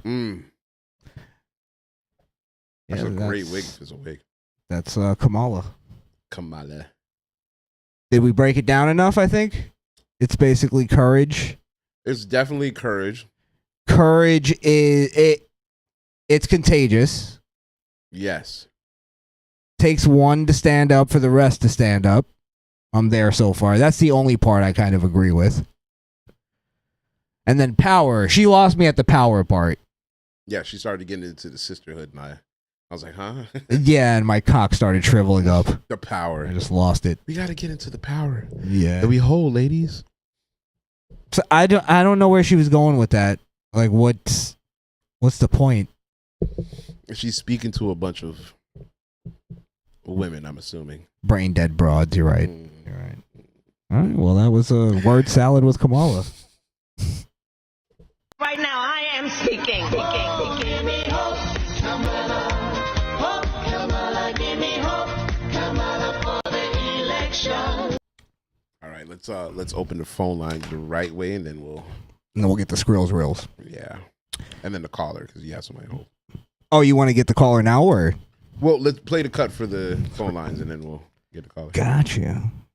Look at Skrill being a producer over here. I like it. The phone lines are now open.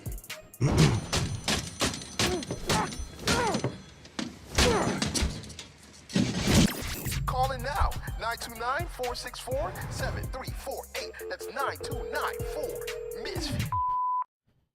All right, that's 929-464-7348. That's 929-4-MISFIT. Well, we have a caller on hold. Caller, you are live. 209. You are live. Yeah. Crishaun? Yes. Who's this? William? Hey, Skrill, what's going on? Hey, what's going on, Will? How you doing? Oh, man, just sitting here looking at a baseball game. But good job today, Crishaun. Nice. I seen you today. The little thing you had over there with Mark and everything. It was something else. Yeah. Yeah, thank you. Thank you. I heard that was a real hootenanny. How'd that go down? It was. I don't think it's over either. That's just you ever see two people that just no matter what they're gonna say, "Hey man, fuck you." Yeah, that would be them too. It's the snake and the mongoose. Yes. Yeah. Yeah. But, I love talking to Mark though. Let me just say that. Like what I like about him, and I want you guys to tell me if you understand what I'm saying. Just because I'm black, I don't side with all black shit. Yes. That's not being a real stand-up guy. And what I don't like the most is white people that cave in. Mark is not a cave-in white guy. Right. That's true. And I mean, even if I don't agree with him, I appreciate that because I'm just tired of the sucking up, Yeah. But look at this broad that you just showed a few minutes ago. Look at her. Oh, Kamala. Is she still on the screen? Oh, no. You know what us? Wait a minute. You know what us brothers did to them old broads back in the day? Look at her. She's worn out. Oof. Damn. Salacious. Salacious, Will. She's aged out, as they say in the fifth game. I got the credentials to say that. That's why I don't play with them, man. I don't play with them hoes, man. Look, man. Look at her. Look at the old hoe. Wait, I mean, were you aware about her and it was Willie Brown, right? No, it was Montel Williams. I want to touch on two subjects, but I'm gonna tell you a short story about Kamala Harris, if I may. Go ahead. Now, real quick, just say I'm not trying to, police you, but just say allegedly, just to be safe, if it's anything personal. It was in person. Okay, cool. Go ahead. Yeah. So it was a personal experience. I had this date, and she wanted to go to the San Francisco Black and White Ball. It's when you put the evening gown on with the tuxedo and all of that shit. I thought I should experience it, so I went. All the San Francisco politicians and the Feinstein, the Pelosi, they all there. Little bohemian shit. This is when she was district attorney. Okay, DA. Okay. And so she's standing there. There she is, standing there with Willie Brown. So my date, she looks at me and just because we wasn't like boyfriend girlfriend, but it was cool like that. It was just James Bond out just to go to an event looking like that with a tux on, and it was nice. It was a nice vibe. Yeah. It was Foxy's sister with the soul brother. It was tight. So the next thing you know, she goes. Hey, who was that? So I knew her. I knew who she was. I knew she was district attorney. I said, bro, that's a district attorney they just hired. She said, what, for the city? I said, yeah. Look who she's with. She's with Willie Brown. And the chick that I was with, she was waved at her, and I waved at her both at the same time and everything. And she's smiling, but she was having words come out of her mouth without her lips moving. She goes, you think she's got political aspirations? I said, I was still waving. I did like this, said hi, and I said, she's on her way right now. Okay. So you could just see it in her that she was moving up the ladder. She was trying to everything she did. She never won no elections, really. I mean, she's not that successful. Now, was she liked in California at all? I mean, they played their little fake black broad thing. She went to Howard, and she used to date Montel Williams and Willie Brown. So she's worn out, man. She's a sister. Yeah. We did that stuff back in the day, man, and she's part of that. Those broads are all worn out.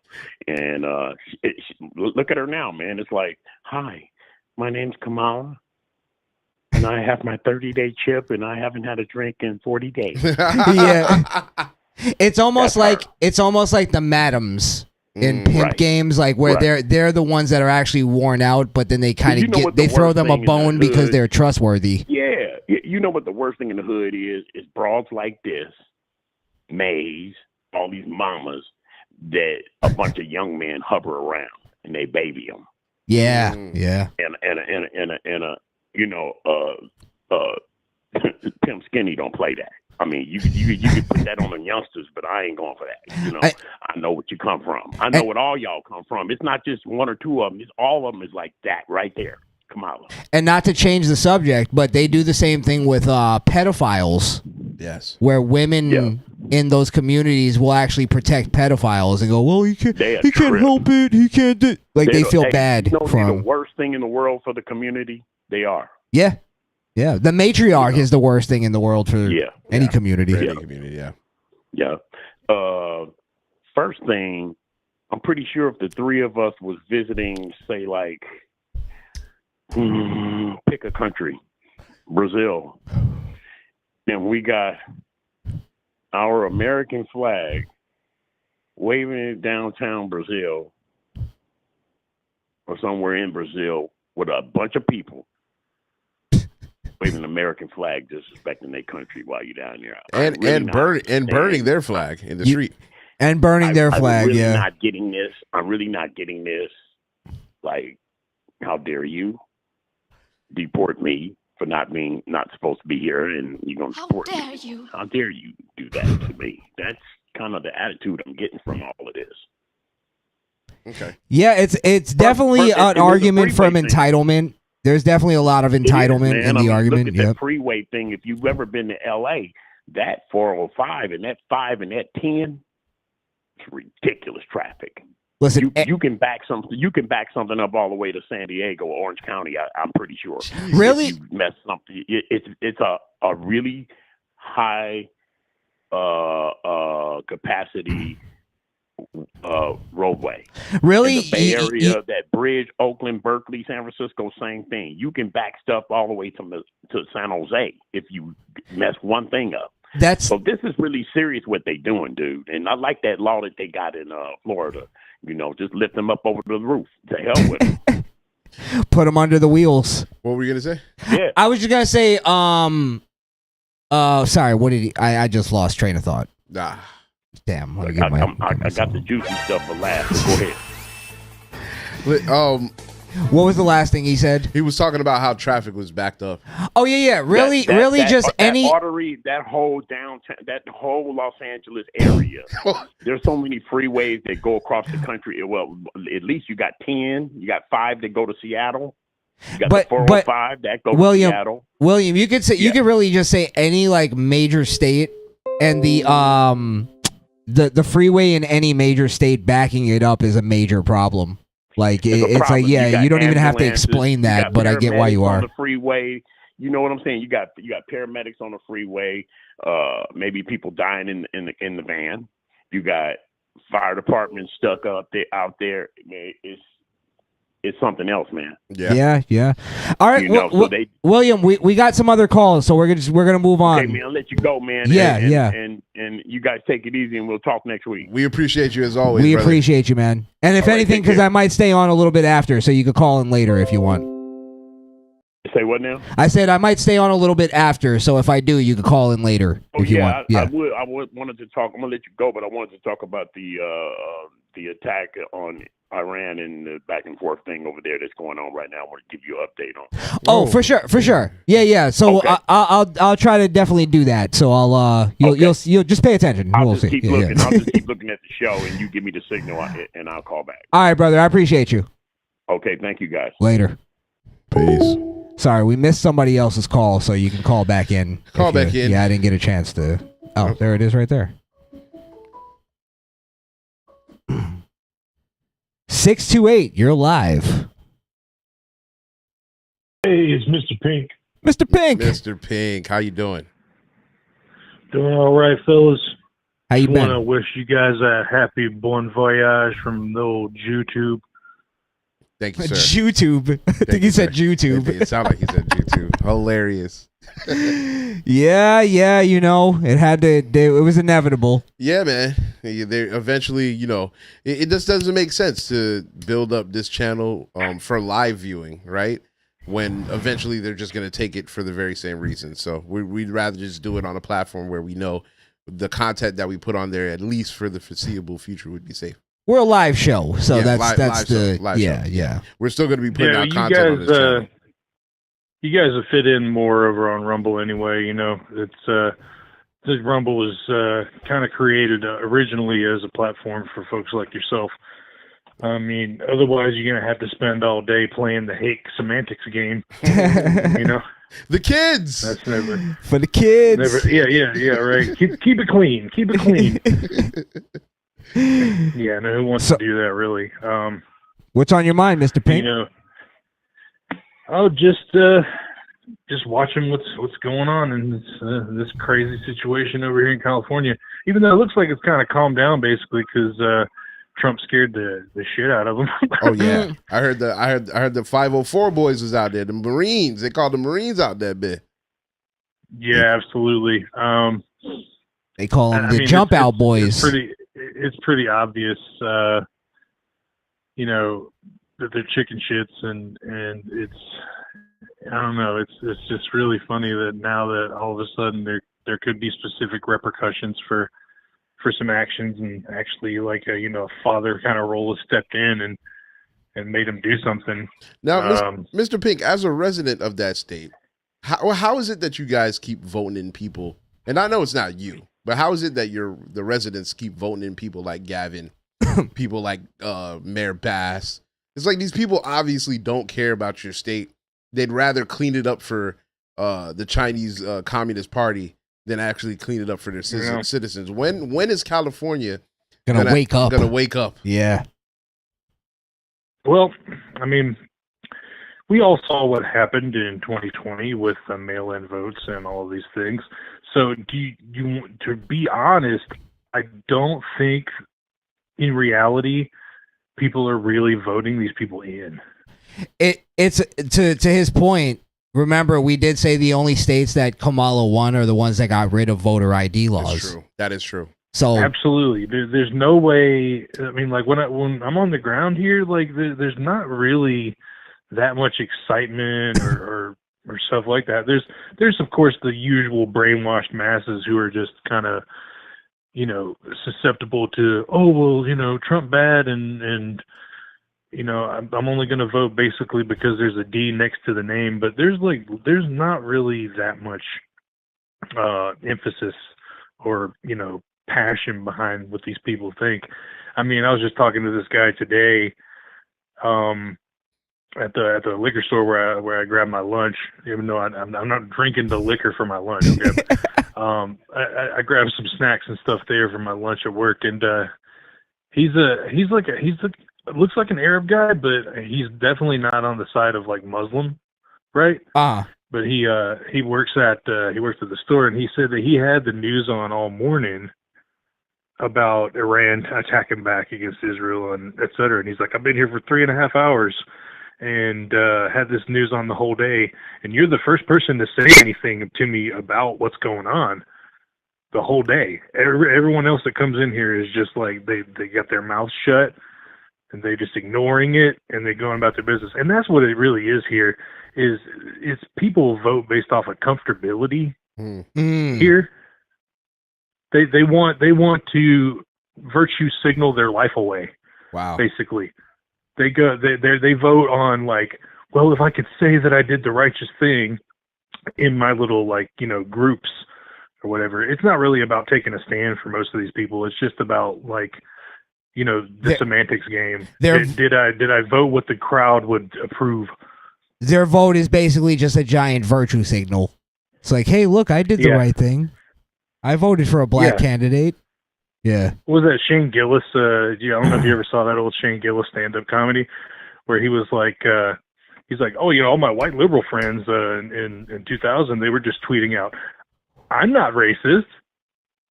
I'm not racist, right? See? I put black squares on my Instagram. Well, that's exactly what the whole thing of like supporting BLM was. Like, see, I'm not a racist. like- I'm a good person. They have no stake in the game at all. They just hear this is what the virtuous thing is to do. This is what because they're told that by whatever news they're getting or whatever late night comedy show like John Oliver or whoever is telling them what to think, and then they just toe the line with that. There really is no actual passion with these people, Right. like whatsoever. Which I would be able to understand more because I get where you're coming from if it didn't affect them so much. I'm sure there's hardworking Californians who just wanted to get to work that day, but they had to deal with these fucking protests. And it's is America. You can protest, but there's a way that you have to do it. That wasn't a protest. It was a riot. Yeah, I mean, did you see the footage of the one black lady? He's like, "Yo, you're doing it wrong. I have to go to work right now. Get the fuck out of my way." Right? And then the white hippie liberal guy's like, "Oh no, work." Yeah, actually, I did see that. No, this person needs to pay their bills, you shithead. But that's an interesting, comparison It's like a dichotomy. because the black woman is no longer important in this moment, and now we're talking about illegal immigrants, and your supposed strife or whatever you're dealing with is not important right now. And also, blacks aren't like in mass supporting this. Right. Well, I don't know if I want to say like- in mass, but I don't think I think it's again more just polarizing in the black community than they're giving it credit for. Like it's a little like bit. which virtue signal is more important Yeah. at the time? Well, that's why it's so stupid. That's why they're trying to make the appeal to black people, where they're going, "Hey, you're next. You're next," and it's like that's the only way you can get blacks to support. They have a social security number. They're fine. Don't worry. Exactly. Yeah, I mean, exactly. I literally got in this discussion with this girl I work with today, who's from LA, and she's like kind of a shithead liberal who just like believes what she hears. And she's like, "Well, I'm from LA, and I grew up in a Hispanic community, and everybody who is down there feels like they can't go outside their house because they're brown." And I'm like, and I said to her, it's like, if you have your paperwork and everything's legal and you haven't overstayed a visa or something like that, then you have nothing to fear. 100%. Right. And then she just kept going, "Oh, well, they're just afraid to go out of their home because they're brown, and Trump should go to hell." And I'm like, I'm not having this conversation with you sitting here at work right now. I have a job that I need to maintain, and people are coming in hearing this conversation. I'm just not having this conversation with you right now. Mr. Pink, what I find to be more like beneficial to your own like fucking sanity is just ask questions. It's like I go, okay, well, like when they go, Trump is doing this and he's doing that, I go, okay, well, explain what he's legally doing wrong or like even morally doing wrong, and they can't do it. That's what make their fucking brain what it fry. is that what she said, because basically that is what I was like, I was asking. I wasn't really asking a question, but I was just explaining, that these things need to be done because like nothing's been done about it for so long and blah, blah, blah. And she just started giving me every single talking point. The stolen land thing came out and it's just like, it's all this stuff that she's heard people say through the ether. It's like literally not an original opinion at all. At all. Yes. And so that's the problem with it is it's once again, it's always, they want to feel like the virtuous side of the crowd, but they can't think with reason at all. It's true. Yeah, you make a great point. You make a really great point. Yeah, it's never about logic or reasoning. It's like vote based off of emotional knee-jerk reaction, and it's like people have to have paperwork to be in the country. Like that should be like the baseline of your reasoning. There's no other country in the world where you can do this. It's very simple. I mean, except for the UK, but look what's going on over But there. look what's going on over there. I'm never talking about the UK. That's not even the UK anymore. I don't know what that is. Bunch of limey Brits. Little Islam now. Yeah. Oh, right. she gave me the thing of it was like, well, what hardship have you ever had to deal with as a white person? And I was just like, that is, if you're going off of like quote unquote racism logic, the questions you're asking me are racist. If you want to like get into that, But like, I didn't get to finish the conversation because I was like, I'm not gonna have this conversation with you at work in front of people.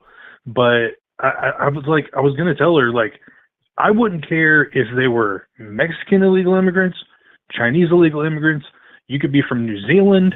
You could be from Australia, illegal immigrant. Get the fuck out. I don't care what the fuck skin color you are. That has no bearing on it. It's the legality of the situation, and we've got too many fucking people here leeching off the system. It does not matter if you're from Guatemala or fucking Iceland. Get the fuck out. Yeah, and honestly, that was the simple like argument that I was making when it came to the South Africans. I mean, the farmers. Now, again, I'm not like completely against them coming here, but at the same time, it's like I still want to question the same thing. Like, are they going to be able to assimilate? Are they going to be able to like add something and benefit the country? And like at the same time, I'm also in the same place of like I kind of don't want to let anybody in for a while. Like I want it to just be like 100%. Yeah, like let's start from fucking scratch here.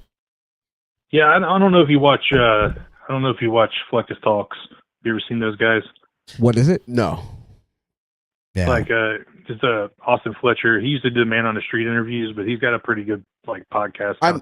If it's a man on the street, I might have seen one of those, but I'm not sure. Right. Yeah. What do He's you got the guy going that on? used to attach a spoon to a microphone and kind of go out to all the protests and like, just ask logical questions and let the people like dig their own grave.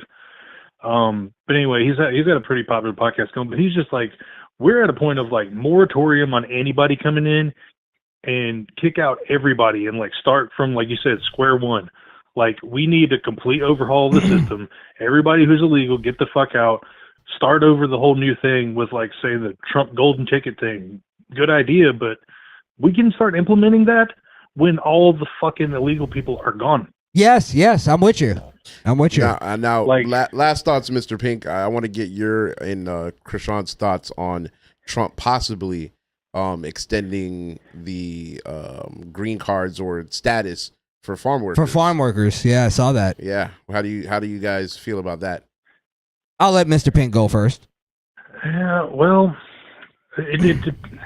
there's a thing where Trump's going to think first and foremost about economic, situations. He's a businessman. So if they, like an extension of a green card, that's like legitimate. There's paperwork involved. If it's legal and it's done correctly, then I can see where there's like an economic benefit to having people in the country, but like they have to be properly legally employed and everything like that. It's like, to me, an overstay of a green card or an extension of a green card is much different, or an extension of a visa that's been overstayed is much different than the people who are here completely unknown. Oh yeah, 100%. And they're just living off of welfare in hotels and shit. 100%. And they're literally zero benefit to the country whatsoever.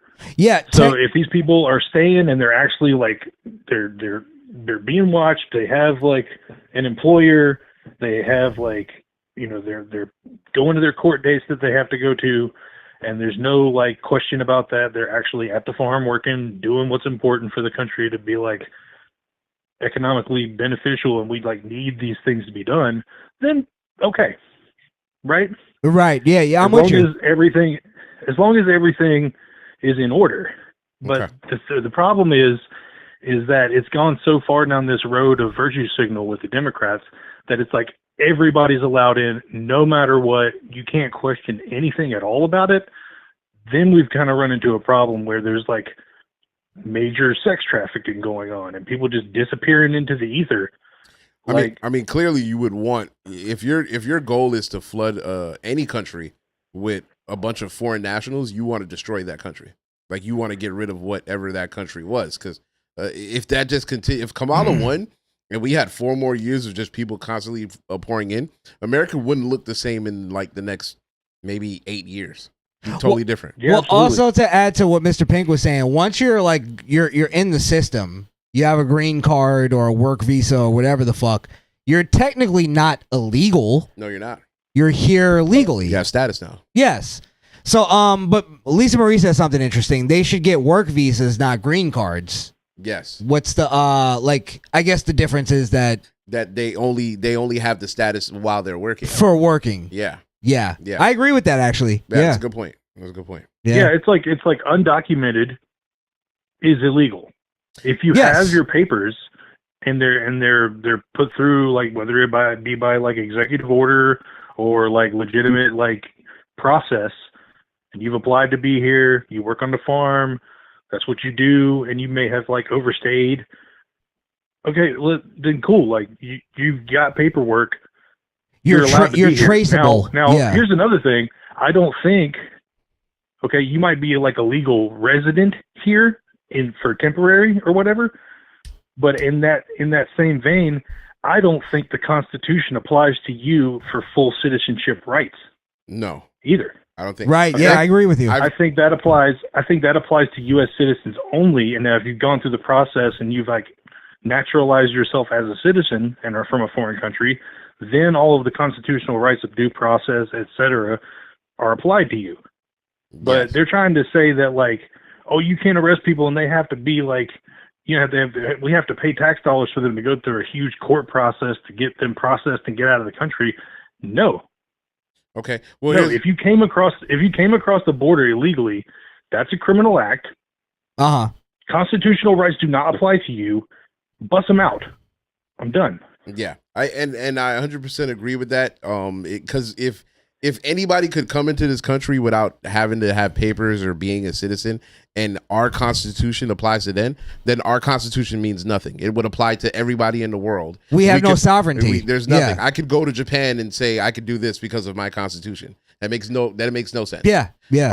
So I'm 100% on board with that. Damn, I forgot what I was gonna say. I pulled a U. Fuck. I mean, that's how this dude the other day who had overstayed his visa, all right, set fire to these Jewish people and is out there screaming free Palestine. That was a Biden immigrant that got allowed to stay here. Absolutely. Yeah. Just because, oh, poor pitiful fucking him. Like, and that's like the baseline of these people thinking is like, oh, well, he's from a impoverished area, and it's like, well, good. Like that's where he's from.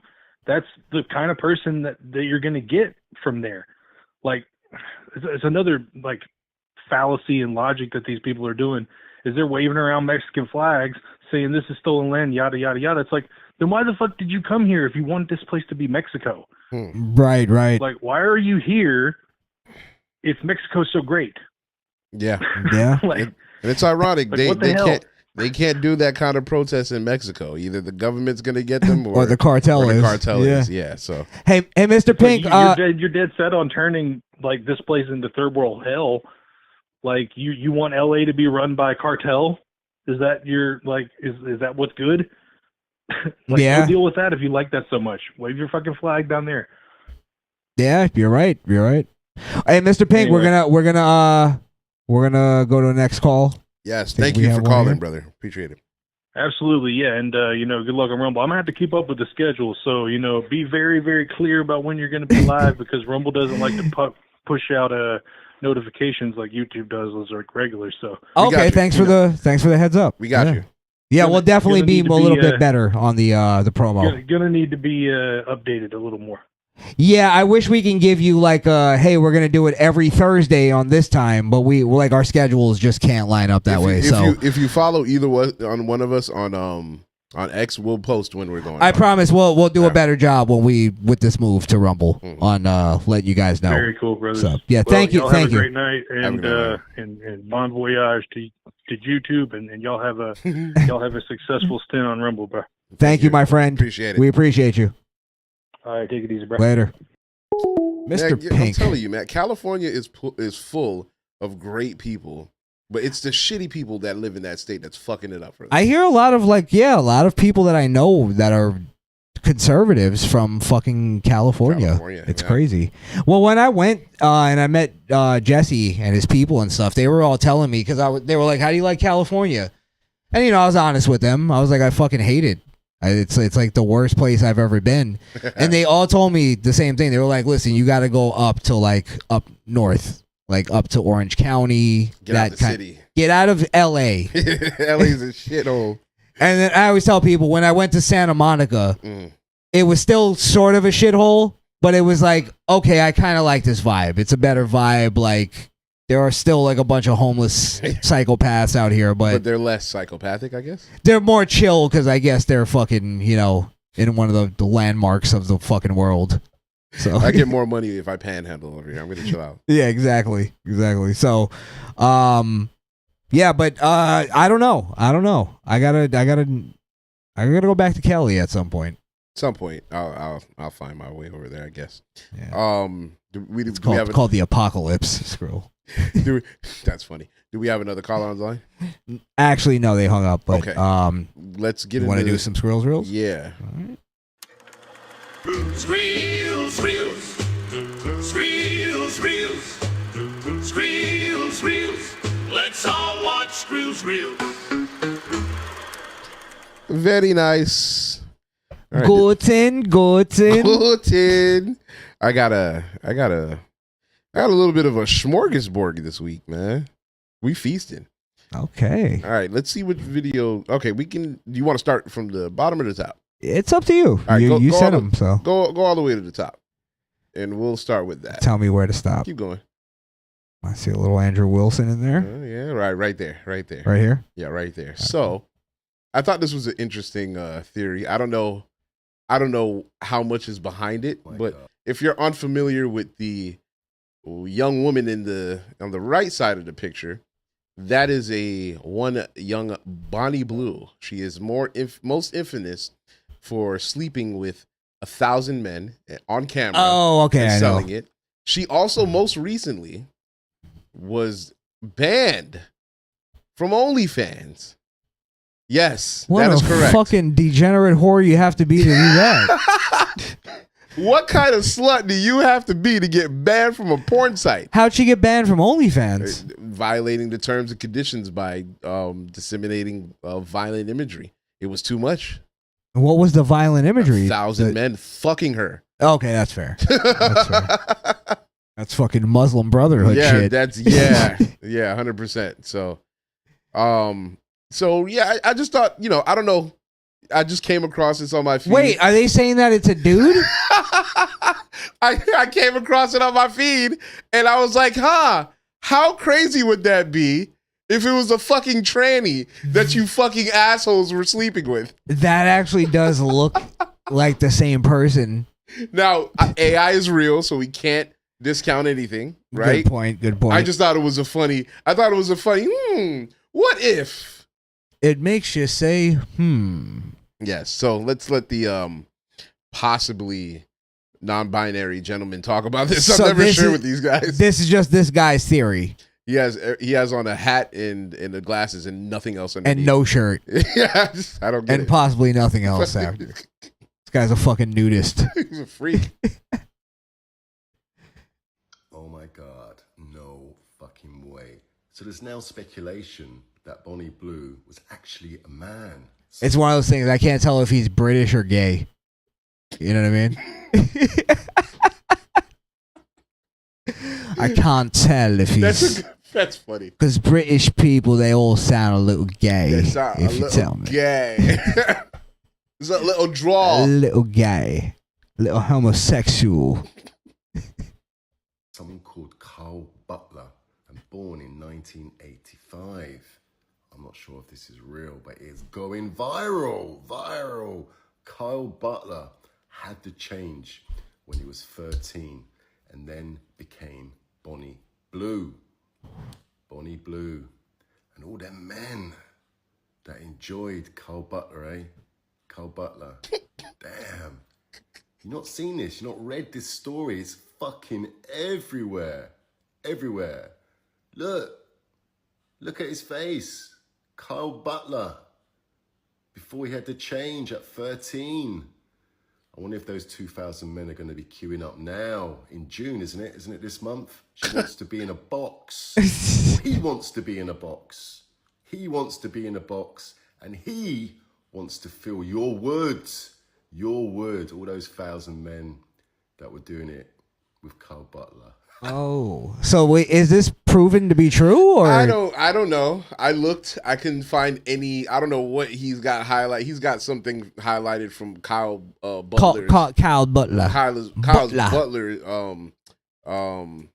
Wikipedia, but that doesn't really give us anything on Bondi Blue. Like I said, I just thought it was an interesting. What if, like, damn? Could you imagine all you fucking nasty horn dog niggas ran to fucking sleep with some slut and it turned out that she was a guy? That would be the best lesson ever, actually. Well, good thing they all like covered their face. But the shame. Did you see the videos when they were walking in? They were all like covering their face. It's like, yeah, that's you're ashamed. You're ashamed to do this. Absolutely. Fucking dirty, goddamn degenerates. Every last one of them. Oh. All right, let's move on. Next one, I got a funny little video, a little clip. It's Waffle House training video. I thought it would be interesting to watch. Yeah, let's check it out. Wait, is this a skit or is this a skit? Oh, okay. I thought this was the real deal. No, it's a skit. It would probably be like the fucking remember Pop Copy from the Chappelle show. Yes. It's like why treat the customers this way? Because fuck them. That's fuck 'em. why.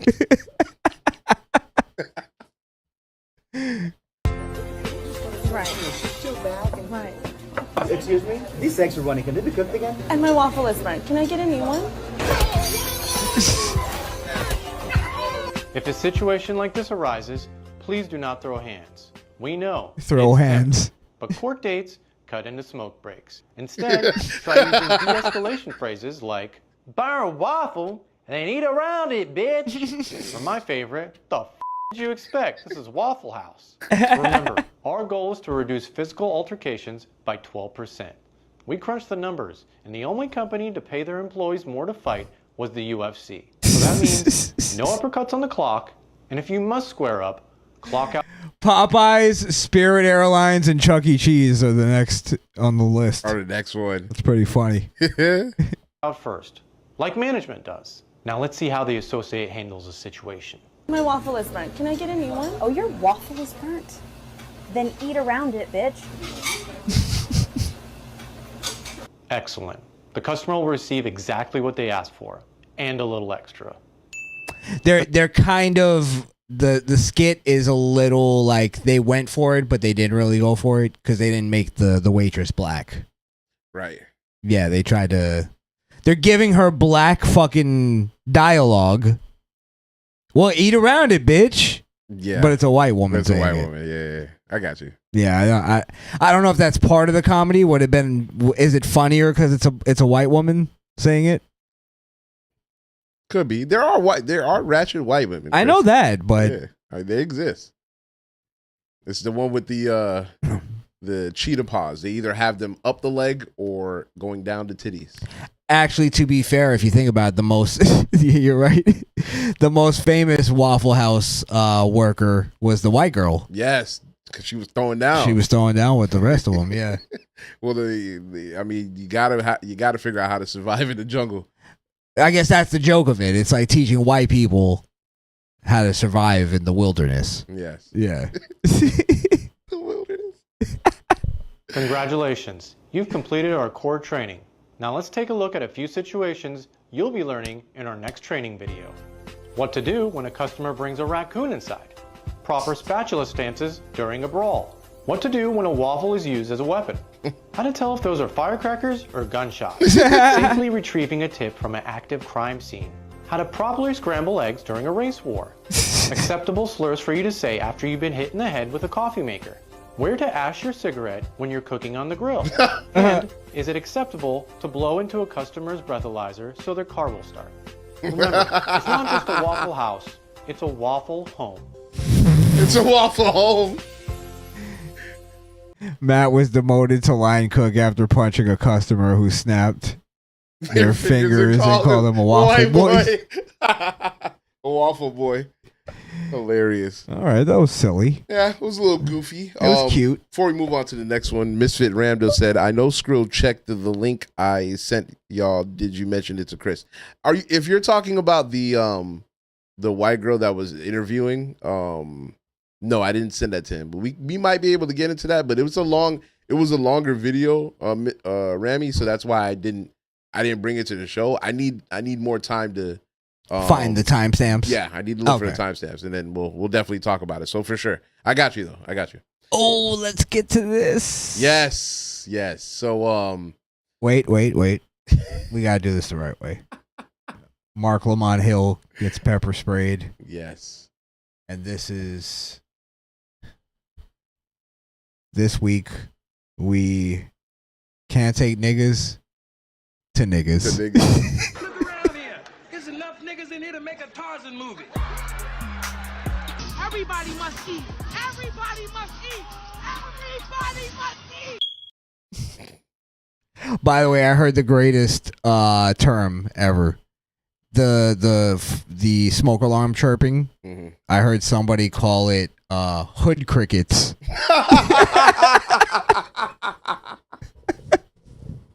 Hood crickets. Hood crickets. Holy shit, that's hilarious. That's great. White racism is coming back, baby. Oh, with a white racial humor with a bang. Fuck. It's starting to sharpen, and I'm liking. I'm here for it. Oh, it's been a long years.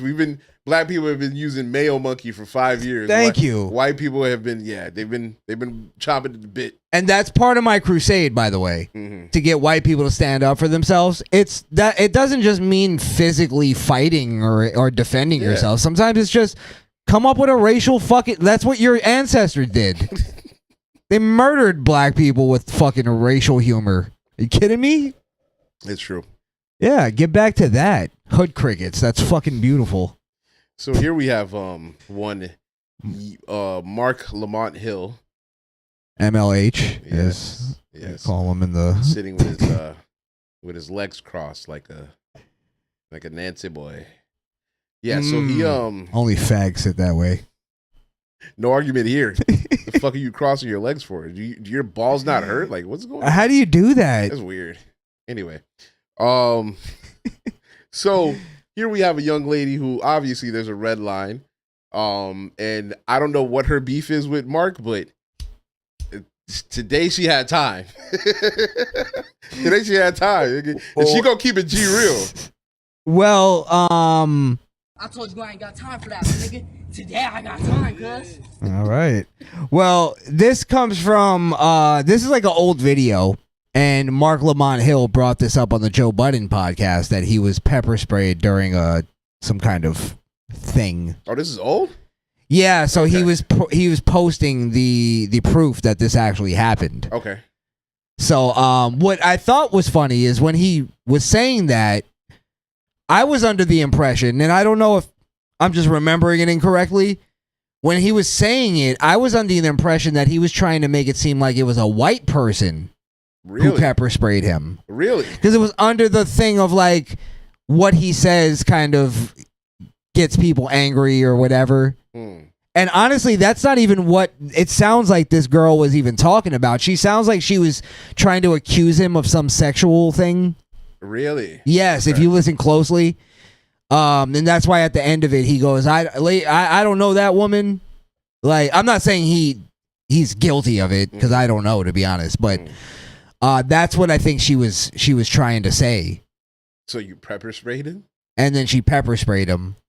Okay, but I didn't even hear her say anything when she was walking up. Did you? Yeah, she was saying something about, do you know about me being sexually assaulted? So the only reason why a woman would present it that way is when she's trying to accuse somebody of it, or knowing he or sat around knowledge and watched it happen, or some type of shit. You know what I mean? Now, again, I'm not saying that I believe that, or I even We like. need to There's see no proof. evidence or Just anything to just it. Like everybody else, we may not agree with him, but we need to see proof. Yeah. Before we can say anything like that. Yeah. And I'm a man before I'm a racist. Yeah, absolutely. So I'm going to stand up for him as a man being accused of sexual assault with no evidence. But I do want to break this down because as a man, like your fight or flight has to kick in. And first of all, she's getting too close. The moment you see her reach, you're at perfect like fucking face to feet ratio. Like it just takes one stiff to the face. And I mean, I obviously you're not supposed to hit girls, but She's trying to cause harm to you. She's gonna pepper spray you. He That can blind should you. fucking Jeff Hardy'd off of that fucking stage. 100%. I do got to challenge. You're right. I do got to critique Mark Lamont Hill's survival instincts. It could have been fucking battery acid she was throwing at him. Bro, it could have been a gun. Whatever. And She could have shot him, and his response would have been getting shot in the back and probably paralyzed. Yeah. Yeah. I mean, God forbid. I know. I'm not wouldn't want obviously that I'm to not anybody. asking for that. I'm just trying to look at all the possibilities. I mean, me personally, I wouldn't, especially if I'm speaking, like, let's say we had a show or something and some rando walked in. Given the shit we say, I'm already on guard. You feel me? Just based on what we do, you can't support this in any way. Yeah. I feel you. As much as we disagree and even think this guy might be a fucking dickhead. No, I don't support it, but it was funny. His reaction was funny. His reaction was funny. I want to ask you to take a step back, please.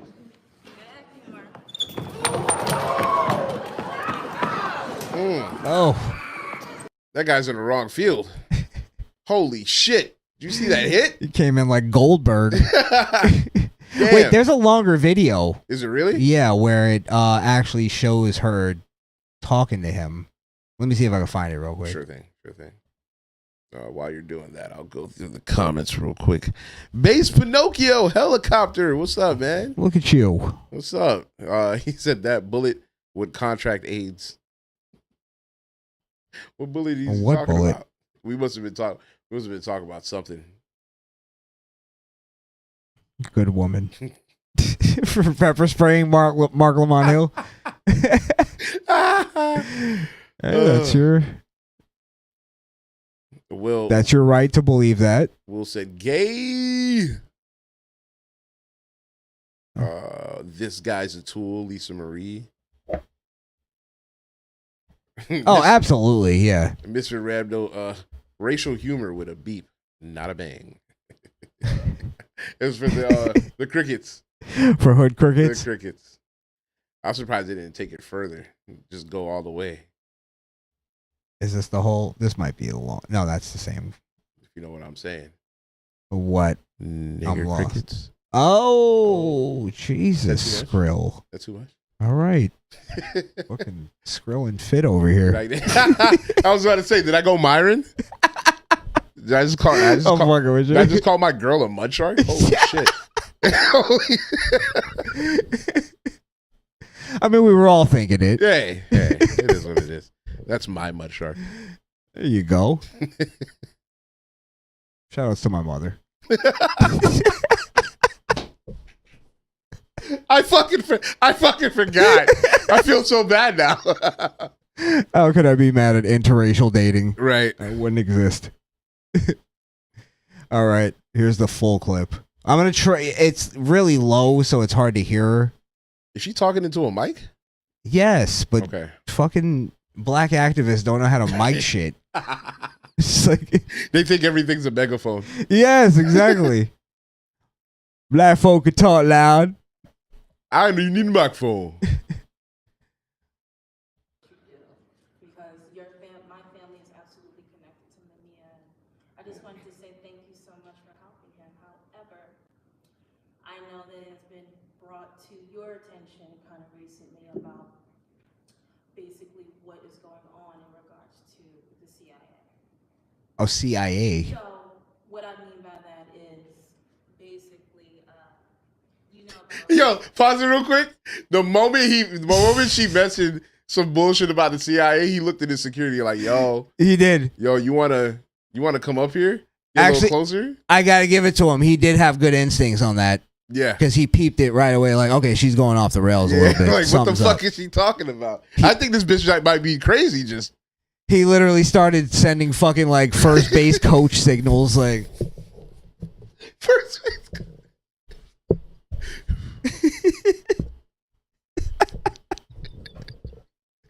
like across the letters. That means come in and fucking spear her like Braun Breaker.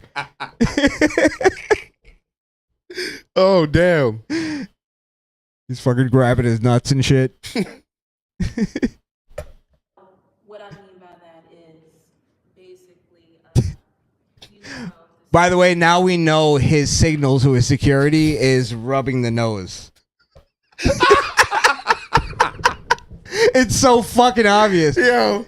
If I ever rub my nose. Hey, it's time to activate. Color money.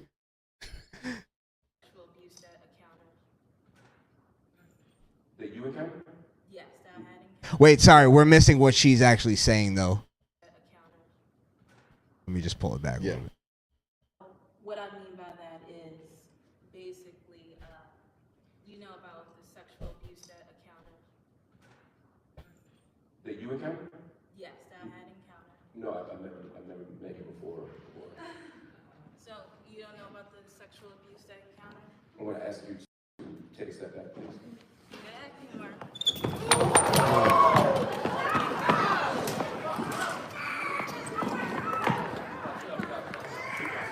This woman's broken into the store and vandalized me. That's why this kid Robinson. Yeah, I've never met this woman before. You got the video, right? Yeah.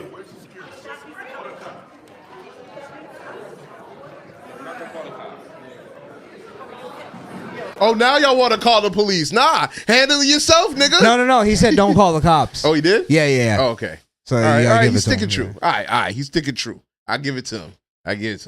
Either that or not to back her or anything like that. It does seem a little weird where he's like, she just accused me of sexual assault. Don't call the cops though. That is weird, actually. Nah, I just put that together. No, don't call the cops. Don't call the cops. We don't need to escalate this any further. Escalate it for another beautiful black sister to be locked up behind bars. That's a good fucking point. I saw it coming. By the way, he says, I think, even to his security. I saw it coming. That's what I'm saying. Get Jesse. I just got to He said, I saw it coming. That's why I said, get your ass over here. There was a point where I thought when he runs out, I thought he was about to fucking kick her in the head. I saw that too. I was like, damn. He resisted the urge. Look at this. Look, there it is. There it is. He was going to do it. He was like, oh, fuck. That was a little bit of nigga left in him. Like, wait a minute. I'm an activist. I love my BBWs. You can take the nigga out the hood, but you can't take the hood out of a nigga. He was about to go for that Philly face stomp. He felt it from back in the day. Yeah. Look at that. That was Omar. That was a wind up. Oh my God. Oh, it was muscle memory. Oh man, he caught himself. Yeah. Good on him.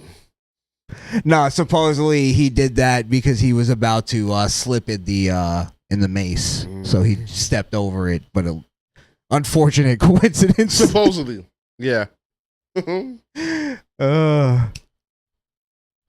I think he thought he had a world star moment. You think there's any credence to what she's saying? Because it is kind of weird that he doesn't want to call the police. He got assaulted. I'm up in the air, but if there's no evidence and she did seem a little crazy, you got to be kind of a psychopath to do that in public. And talk about the CIA. That was weird. Yeah. And I'm a believe all man kind of guy. So believe all men. I like that. I like that. So she's making the accusation, so the burden of proof is on her. Now if she has proof, I'm willing to bury him under the prison. But she sounded a little psychopath, like with the CIA, and then I've been sexually assaulted, and do you know anything about that? And yeah, it was crazy. Yeah. It was crazy talk. So okay, let's move on. That was a good one. And if we're gonna be fair, he is a dude that's like, I don't fuck with the police and this and that. And if that was part of it, of him going like, no, I'm not dealing with the police, then I got to give him credit. He's actually a man of his word too. He's sticking with his ideology. As foolish as I think it is. Yeah, he's sticking with it. He's sticking with it. So you got to kind of, I don't know if you give him credit, but you at least acknowledge that. Now here we have. Here's my guy. I think we have an interesting conversation. Now, I don't necessarily agree with him. I think the age he set might be a little too high, but I'm with him on raising it. He's having a conversation with that black leftist with the stuff in her face. Yes. The Jubilee chick. Yes, and they're talking about raising the voting age, and he wants to make it 35. Like he thinks that's the right age because you would have to be at least Same age as the president. As the president, yeah. So that's what he's kind of basing it off. Logically, it makes sense. I think in terms of men, when we talking about men, if you're 18, you're able to go to war. You should be able to vote. Now, here's where I think he's coming from, because I know Andrew's take on this for the most part is that back before the 19th Amendment, where they gave women the right to vote, it wasn't just women. They were kind of giving everybody the right to vote, and women were like kind of the last to get it. But before that, most men didn't even really have the right to vote. It's true. It was actually men that had a stake in the country. Like you owned property. Status, I think money. there was requirements. You had to own property. I think you had to have like some kind of tax thing or whatever, payments of taxes or whatever. You had to have some kind of stake in the country in order to vote. And I don't think that necessarily even just meant rich people. Okay. It just meant like if you had a stake in general. Like if your father owns a house, he would have the right to vote. Right. Like you have to have a stake in the country. You can't just be somebody who like you might just have a job. Got you. You know what I mean? Got you. So, I know I'm butchering his take on that, but I think that's where he's coming from, is that not all men even had the right to vote. And I did say 18, but I do think that we could raise it. I think a reasonable age would be 25. I was thinking that too. Yeah, I think 25 would be a reasonable age. So, but I'm thinking maybe we're going with just round numbers. I think maybe like a random number like 28. That is a random number. Why? I'll tell you why. Because 25, I think you're still a little too young. You're still just getting your bones in the game. Okay. 28, you're just getting to that point where like you've had a full-time job for a little bit. You've paid a little bit into taxes. You may own a car or something you're putting payments into. Like you have stake in the game. I got you. You might even have kids at that point. I got you. Like I think that's a decent age. Now I think we could even like base it on just criteria.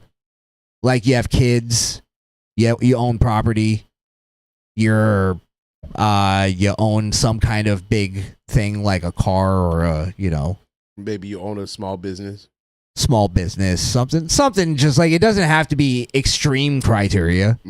It could be like just you're not living and leeching off the government. Yes. If you receive SNAP benefits and disability, yeah, I agree. You shouldn't be able to vote. Yeah. I guess certain disabilities, because maybe if you're like a military vet that's disabled because of what you did in the war. That's a fair point. I'm not going to tell that guy he doesn't have the right to vote. You know what I mean? That's a fair point. So that might be another criteria. Military service. You get to vote. Automatic. Yep. Yeah. If nothing else, if you're military, you vote. Yeah. So I think we could limit voting a little bit more and then not be like some kind of overhaul constitutional like violation. Right. I think it needs to be done. Yeah. I mean, I'm like 18-year-olds that just graduated high school voting and they're in mass numbers. Like, fuck out of here. Yeah. And they're all indoctrinated by their fucking leftist teachers. Yeah. And I'm willing to even say, like, that's based on my experience as somebody who shouldn't have voted probably at 18 because I voted for Obama. 100%. Yeah, like I was brainwashed. So that's based on my own experience. Let's play. Let's see what Andrew Wilson says. Another thing you could do is just eliminate anybody being able to vote until they reach the same age that they could become president of the United States. Is that not 35? Mm-hmm. So you think that everyone under 35 should lose the right to vote? Why shouldn't everyone under 35 that be was able? the most boomer shit I've ever Why heard shouldn't in my everybody life. under 35 be able to be the president of the United States? Well, because they don't have the... But they're still...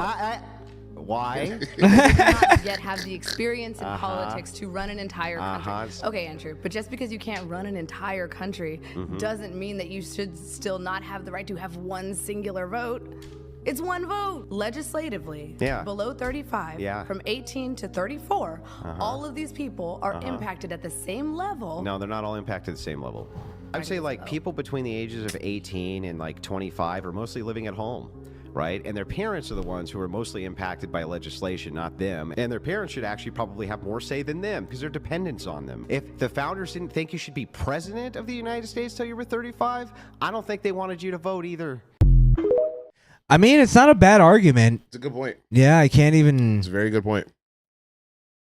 I can't even like say that it's like unconstitutional or like, you know.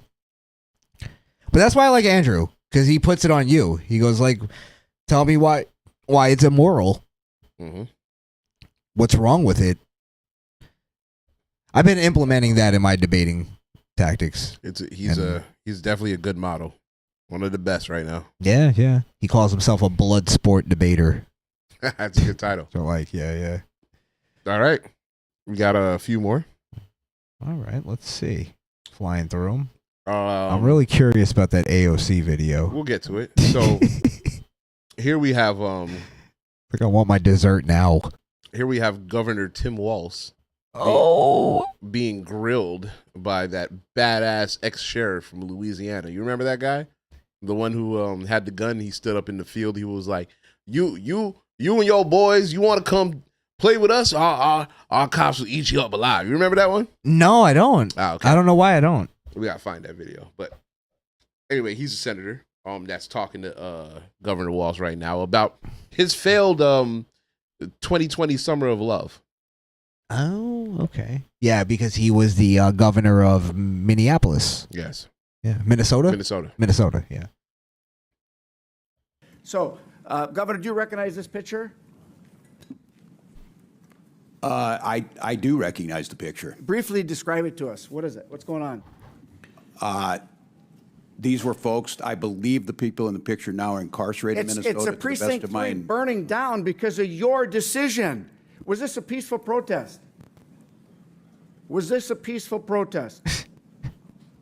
The gentleman standing there? Was this a no, dickhead?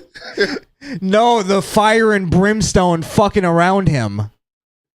The gentleman standing there? Gentleman standing there? I don't know what he was thinking specifically. He's in jail right now. That's not the point, Tim. That's not the point. It was a criminal act that people were prosecuted for. So it wasn't a peaceful protest, right? It literally looks like a WWE entrance. You know what I mean? He's getting a pop right it's now. Like fucking Penta coming out. Jesus Christ. It's Kane. It's Kane. As I watched lawlessness devastate Los Angeles this past week, I was reminded of your failure to protect Minnesota from similar riots. Governor Walz, on May 29th of 2020, during your own press conference, you described your response to the riots during the 2020 Summer of Love as, quote, an abject failure. Governor, I couldn't agree with you more. That's out of context. And on May 17th, 2025, you were at the law school, graduating Minnesota Law School, talking to the graduates. And we've talked about this. You called the enforcement of illegal immigrants a modern-day Gestapo. You've been asked 3-4 times if you would rescind that, and you won't. Will you rescind it? This is like the 5th time, yes or no? Congressman, I was talking to law students about due process, and I said you you took an oath to due process. Governor, was there a violent al-Shabaab terrorist who entered our country illegally, arrested in Minneapolis last year? Yes, there was. Were there 3 illegal child predators arrested? Is this Mark? Yo, how crazy would that be? Yes, there was.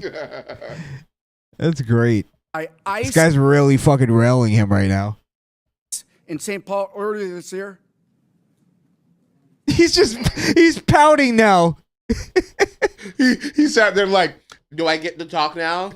He's sulking. I certainly hope so. Rule 134 of wedding crashing. You don't sulk. You know, It draws attention to yourself. Well, that's their job. Yes, there was.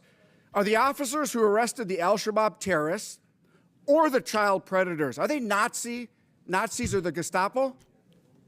The tactics of wearing They're masks. not. The tactics of wearing masks. Unidentified. Why did you tell I will us? say I wish this guy would let him talk a little bit, just to let him dig himself into a grave, because he really is like, he's being a fucking idiot. You don't even have to cut him off at this point. I got you. That they were the Gestapo. Do you believe that any of the violent illegal immigrants I have mentioned have a right to be in this country? I don't know what their immigration status was. They're illegal, violent criminals that the ICE took off the streets of Minneapolis. You did not say, Last week. Congressman, what their status Governor, was. last Now I gotta play that back, because I want to see if he did say illegal. Do you believe that any of the violent illegal immigrants I He have did. mentioned have a right to be? He also added violent illegal immigrants. He did, and Wall still couldn't. He goes, well, I don't know their immigration status. He just literally said illegal and violent. What kind of game is he playing, bro? Like, does he think we're stupid? He's got to think we're stupid. Some Americans, I guess, are. Well, it's the ones that just aren't watching this shit. Because I feel like, how could you be have any kind of sense and watch this and go like, oh yeah, Wallace is really killing it right now. He really got him. He got him, painting him into a corner. Be in this country? I don't know what their immigration status was. They're illegal, violent criminals that the ICE took off the streets of Minneapolis. You did not say, Last week. Congressman, what their status Governor, was. last week, law enforcement officers in the state of Minnesota took 900 pounds of meth off the streets. Do you support that? It's a lot of blue. We certainly do. Do you know that ICE? Do you know that ICE assisted in that those arrests and investigations? Do you support the assistance of ICE in that enforcement action? Yes or no? I can't speak to that because we were not included in the briefing. You don't know if ICE was part of it? I'm telling you, they were. I don't have that data. I would have to trust you. Will you apologize to our constituents and law enforcement officers for making them and their families less safe with your incendiary actions? I'll congratulate them that they helped us work on the largest pension bill for Minnesota law enforcement in 30 years. Claiming my time. What a scumbag. The fuck is he talking about? Where What did a you even, pivot. Where did you even go? Where did you go just now, sir? He's just not even like engaging with the again, the other guy's badgering him a little bit, but but at the same time, it's like, I get why now, because he's just not answering anything. It's like, fuck him. Fuck your time. I'm just going to make you a laughing stock now. Absolutely. All right. We're just Jesus Christ. It's like dealing with kids. He's definitely a man-child. He really is. We got a few more. Well, yeah, the last two. So sticking with U.S. politics, we have a one Senator Padilla. He was it's Padilla. He wants me to say it the wrong way. That's how my grandmother said it. So Alex Padilla, like she used to say, we're gonna go get some quesadillas. So I want you to play the second video first. Oh, okay. And then we're gonna get to his supposed response. I'm sorry. So let me let me set up. So right now the acting DHS secretary Kristi Noem is speaking, and Senator Alex Padilla, without announcing who he is, not that it matters, interrupts a live news feed conference that is going out. So I'm just gonna leave it at that. We'll play it and then we'll talk about it. Okay. Do you want to say why he interrupted it, or you just want to play it's because he's fighting for illegals. Okay, gotcha. Tried to insert it into the city. So I want to say thank you to every single. Oh, I'm sorry. I just realized what this is. I know what you're talking about. Okay. So yeah, he interrupts the meeting. Yes. Yeah, and because he's trying to make his like little political soapbox stance. But the first, I want you to bring it back a little bit, because the first, and I want you guys to see how bad this guy is as a liar. The first like 8 seconds of his interaction is important because I want you guys to hear. I want you guys to notice what you don't hear and then what he says he said afterwards. Okay. All right. Guy to insert into the city. So I want to say thank you to every single person that has been able to do this. Hands up, hands up. Also, I want to talk. I'm Senator Alex Padilla. I have questions for the secretary because the fact of the matter is a half a dozen violent criminals that you're rotating on your. What a fucking retard. So, and I'm dumb because I didn't have the other video. There's a video of him getting pushed on the ground and handcuffed. I saw the different angle from it too. So, you know, he after that, and you know, he wasn't arrested. He was just taken out. This is Well, what yeah, he- because sorry to stop you, but yeah, because he's a fucking senator.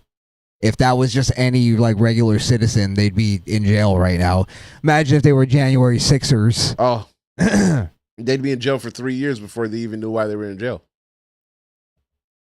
Yeah, exactly. Sorry, continue what you were saying. Oh, I was just gonna set it up.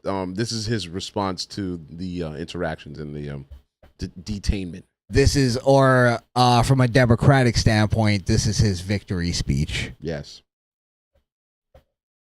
And I just couldn't accept the rhetoric anymore. So I had the audacity to try to ask a question. I introduced myself. I'm Senator Alex Padilla, and I have a question. Did he do that? Did he do that? I am Senator Alex Padilla. Did he do that though? No, he didn't. He Exactly. just jumped in, and then when they started pushing him away, that's when he was like, "I'm Senator Alex Padilla." And again, not that it mattered, because who gives a fuck who you are? You're a fucking senator. Know your place. This is not the time and place. You're not a protester, are you? Yeah, he is. He's an activist. He's an activist. Yeah. He's made himself an activist. But just these people just lie so effortlessly. Yeah. So effortlessly. Well, it's and I had the audacity to ask a question. It's like, no, you're being fucking out of line.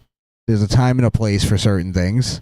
Yes. You don't fucking make your just because you think you're a senator, you think that you could just like jump in and like, no. Yes, and everybody's saying, "Oh, that Trump's being or Trump's agents are being authoritarians," and this is we can cut it because he's already said what he needed to. No, everything else is bullshit. Okay. Well, I kind of want to hear the bullshit, but well, if you want to play it, I'm here for the bullshit. You can play it. Go ahead. Continue what you're saying though. Well, I was gonna say this ties into the AOC clip, but yeah. Okay. Go ahead and finish it. No, you know what? Fuck that. Emergency. We're breaking the glass. Going right to AOC now. You brought it up. All right. So the reason I sent the AOC clip is because this is a similar situation where AOC is speaking. This is somebody in the left, and she gets a protester or somebody on the right who doesn't agree and interrupts her speaking. And I just want you to see what happens. Okay, interesting. Now this is a pretty long clip here. You don't have to play a lot. Just play a little bit. Oh, it's just at the beginning. Yeah, just play a little bit. Still looking delicious though. You got to give it to her. Listen, I'm just the best looking Democrat woman. Is she getting thicker? Might be. Big booty Latina, man. Gearing up for 2028. We're working to get those donations. Yeah, huh? yeah, absolutely. A lot of environmental justice provisions to clean air in our schools and also to implement climate policy in the education space.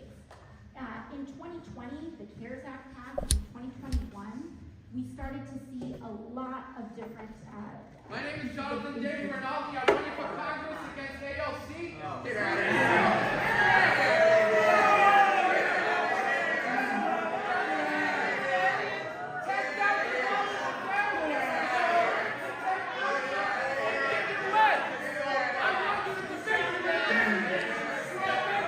I gotta say, even I don't know what he's saying, and maybe I even agree with him.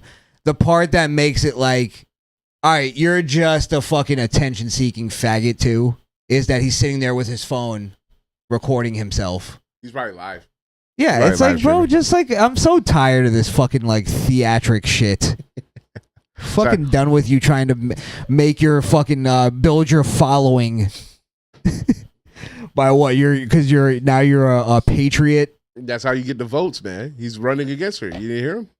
Oh, he's actually running against her. Yeah, okay, then I'll take that back. I'll take that back. He's running against her. So But yeah, continue. Who is he? I don't know his name. Okay.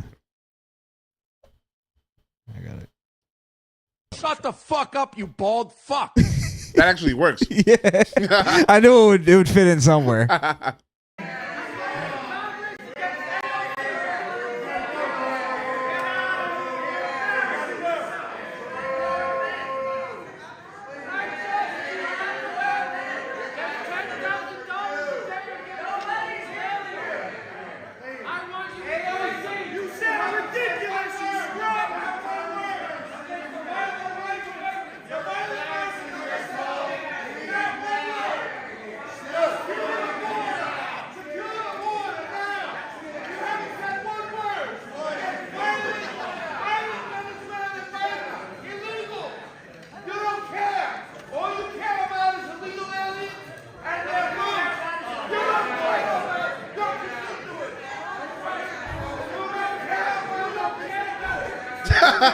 That's okay.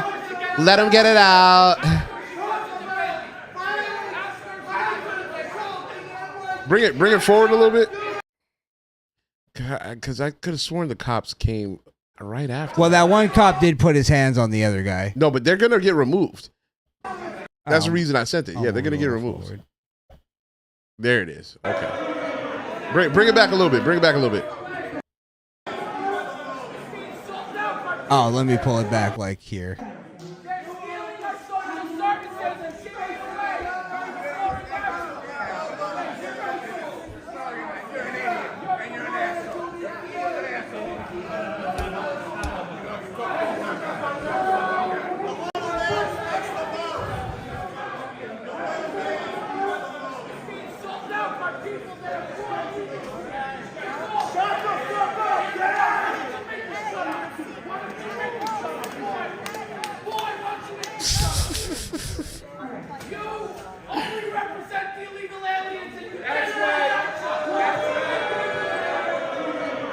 Now, I totally agree with his take, with his stance, yeah, and his stance.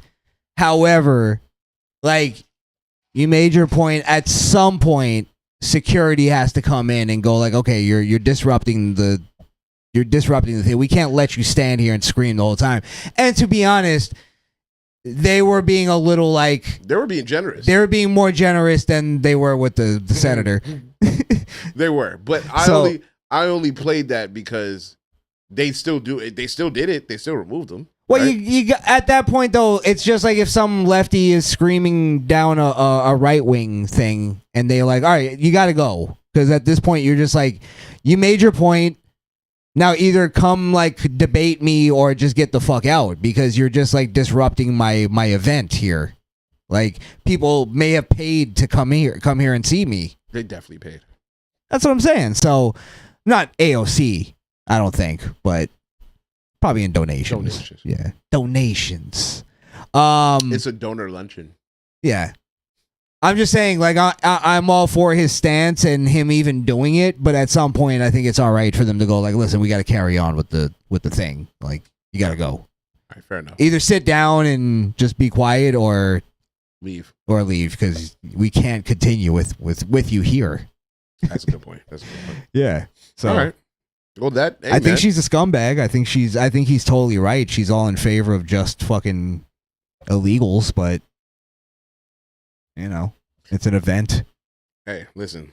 I thank you guys for watching. That will do it for Skrill's Reels. Okay. All right. Skrills, reels. Skrills, reels. Skrills, reels. Let's all watch Skrills, reels. I guess it's more like we just watched. Maybe I gotta make an end graphic. We've just watched Skrills Reels. That's funny. All right. Well, I think we ended a little later than I thought, so definitely. How about this? I will make a promise as like the final leaving YouTube thing. I'm gonna do a call-in show before the 20th. Okay. I'm gonna say either Monday or Tuesday. I will promote it so that you guys know. Skrill, you can come and we can just do straight call-ins. But yeah, sorry. I know I promised a couple of you guys that you'd come on, but I mean, the lines were open. They could have called. yeah, it's just a little late. And then I told William to call back. I hope he didn't stay up just to call back. But William, I promise you, we'll do a call in, and I got you for sure. You'll be the first one. And that'll be either Monday or Tuesday. I'll let you guys know on my X. Yes. At Crishaun the Don. And then maybe I'll throw up like a graphic on YouTube or something. So yeah, that'll be. I'm just fucking out of it. I've been going all day. It's all good. It's all good. I get it. Yeah, Skrill. Let me promote the normal stuff first. Yeah. Buy me a coffee. At Buy Me a Coffee at Misfit Nation. If you want to support, if you can. Gives you grit money. Podbean, misfitnation.podbean.com. Also Spotify, Apple Podcasts. That is that's home base right there. Yes. So, I've been always thinking like, hey, when worst comes to worst, we'll just go fucking audio and just be on Podbean. So, that's always going to be the place to be for Misfit Nation content. Yep. Absolutely. Also on Podbean, there is some content on there that you don't have on YouTube from us, because I do other shows, other debates that I just upload on Podbean. So if you guys want some other content, exclusive content. Ooh. And of course, ladies and gentlemen, this is the last episode on YouTube, the last official live stream on YouTube. I think it was great. Maybe we'll have some last words before we go. Yeah. We are moving to Rumble Friday. This Friday coming up. Yes. June 20th. June 20th. And we're hoping everything goes smooth. We have you all in the chat. Nice easy transition. Nice smooth transition. Yes, absolutely. Exactly. And that is Rumble at the Misfit Nation. Or the user page at the Misfit Nation. Again, I'm not 100% sure which one the live will go on, but just follow both so you have all of our content. And there'll be some other channels, other stuff. Hey, there's the whole future here. Yeah. In Rumble. Absolutely. Skrill, any promo? Yeah. Promo? Well, before that, last words for YouTube. Obviously, I want to thank the fans, everybody that's in the chat right now. OP, I see you. Shout out to you. Came in a little late. We appreciate it. But yeah, the fans, if it wasn't for y'all, we wouldn't be able to keep pushing, try to make a good show for y'all, keep y'all entertained while somewhat informed, right? We're gonna have fun on Rumble. This isn't the end of YouTube, but it is the end of an era. And one of my favorite, I guess, one of my favorite things on YouTube was obviously the Ricky video, which never made it to 1 million. It still stings, but hey.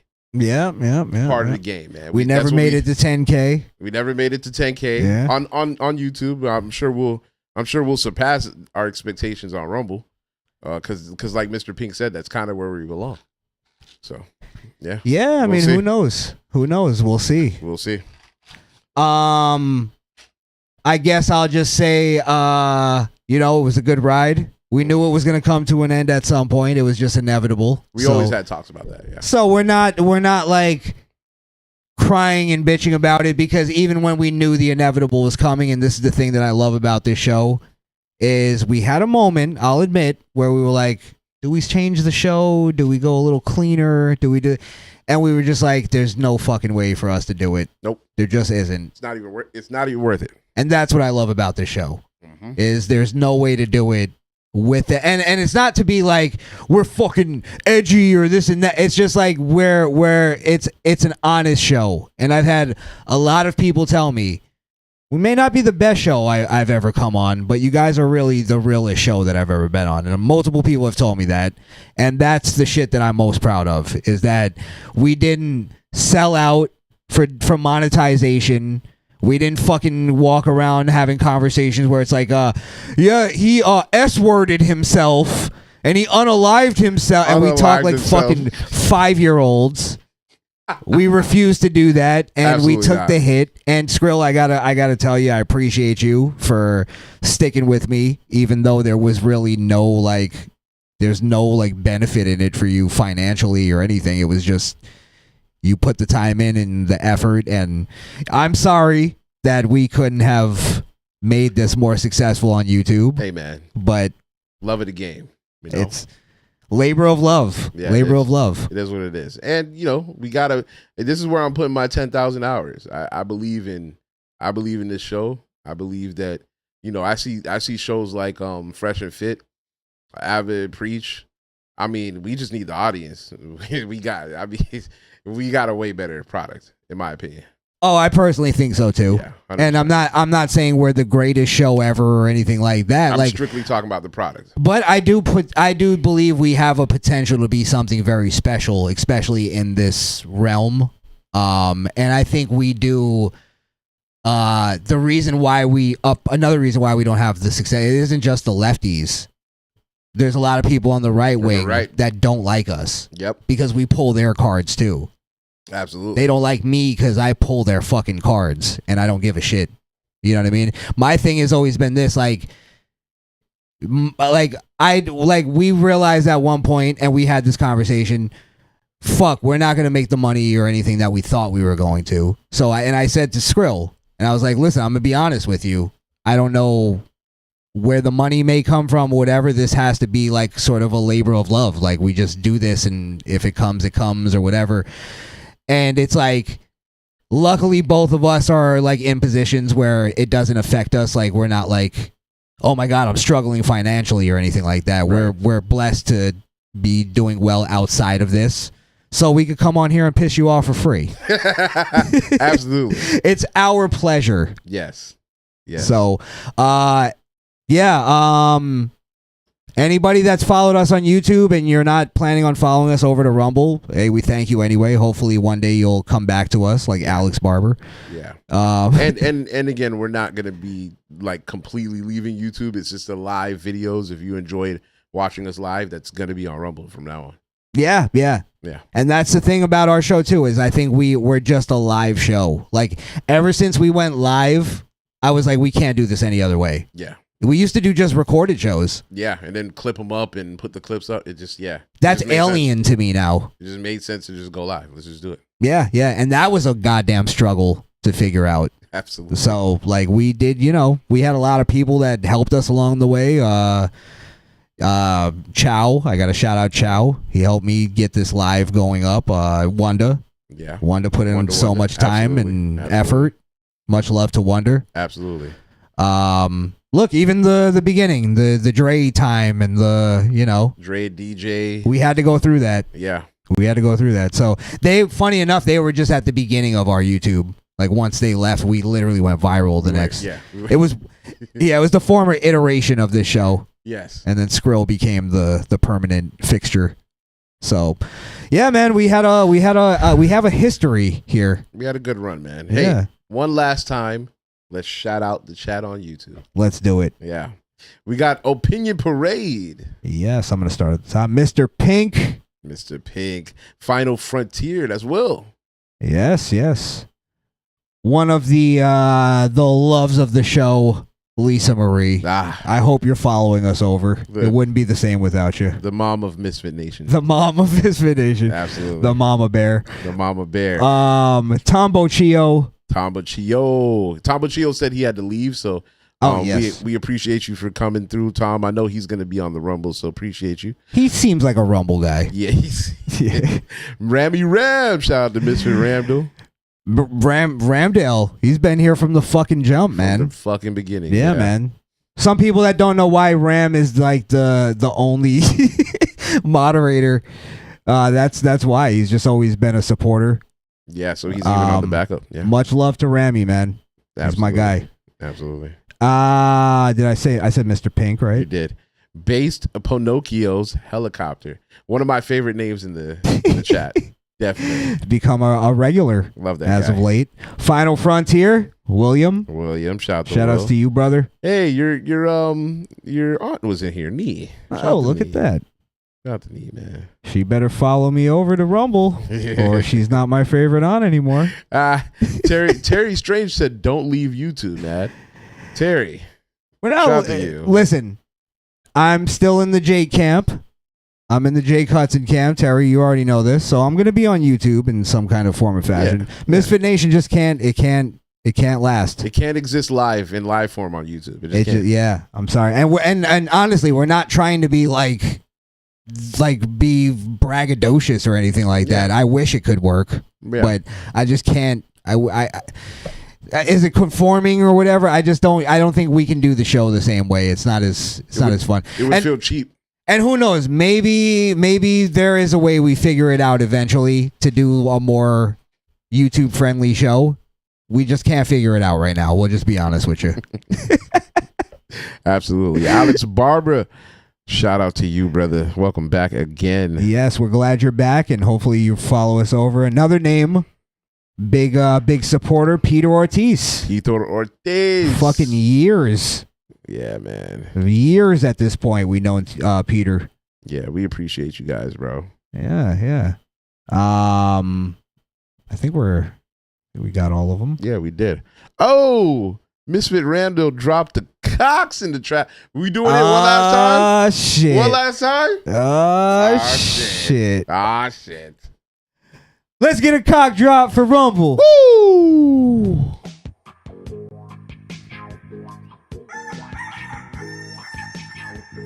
Yes, sir. Yes, sir. The cock is coming over with us. Don't worry, guys. That was him walking over. You know what would have been funny if we had him holding like a little bag, little bag with the polka dots. Oh man! Or he was holding a box too. That's funny. Yeah. I think we got everybody here. We did, guys. We appreciate it. It's getting late. Got to get up out of here. We love you guys. And last but not least, fuck John Mellencamp. Fuck you, dude. Yeah, block that, fucker. Exactly. All right, we're out of here. As always, peace. Fuck off.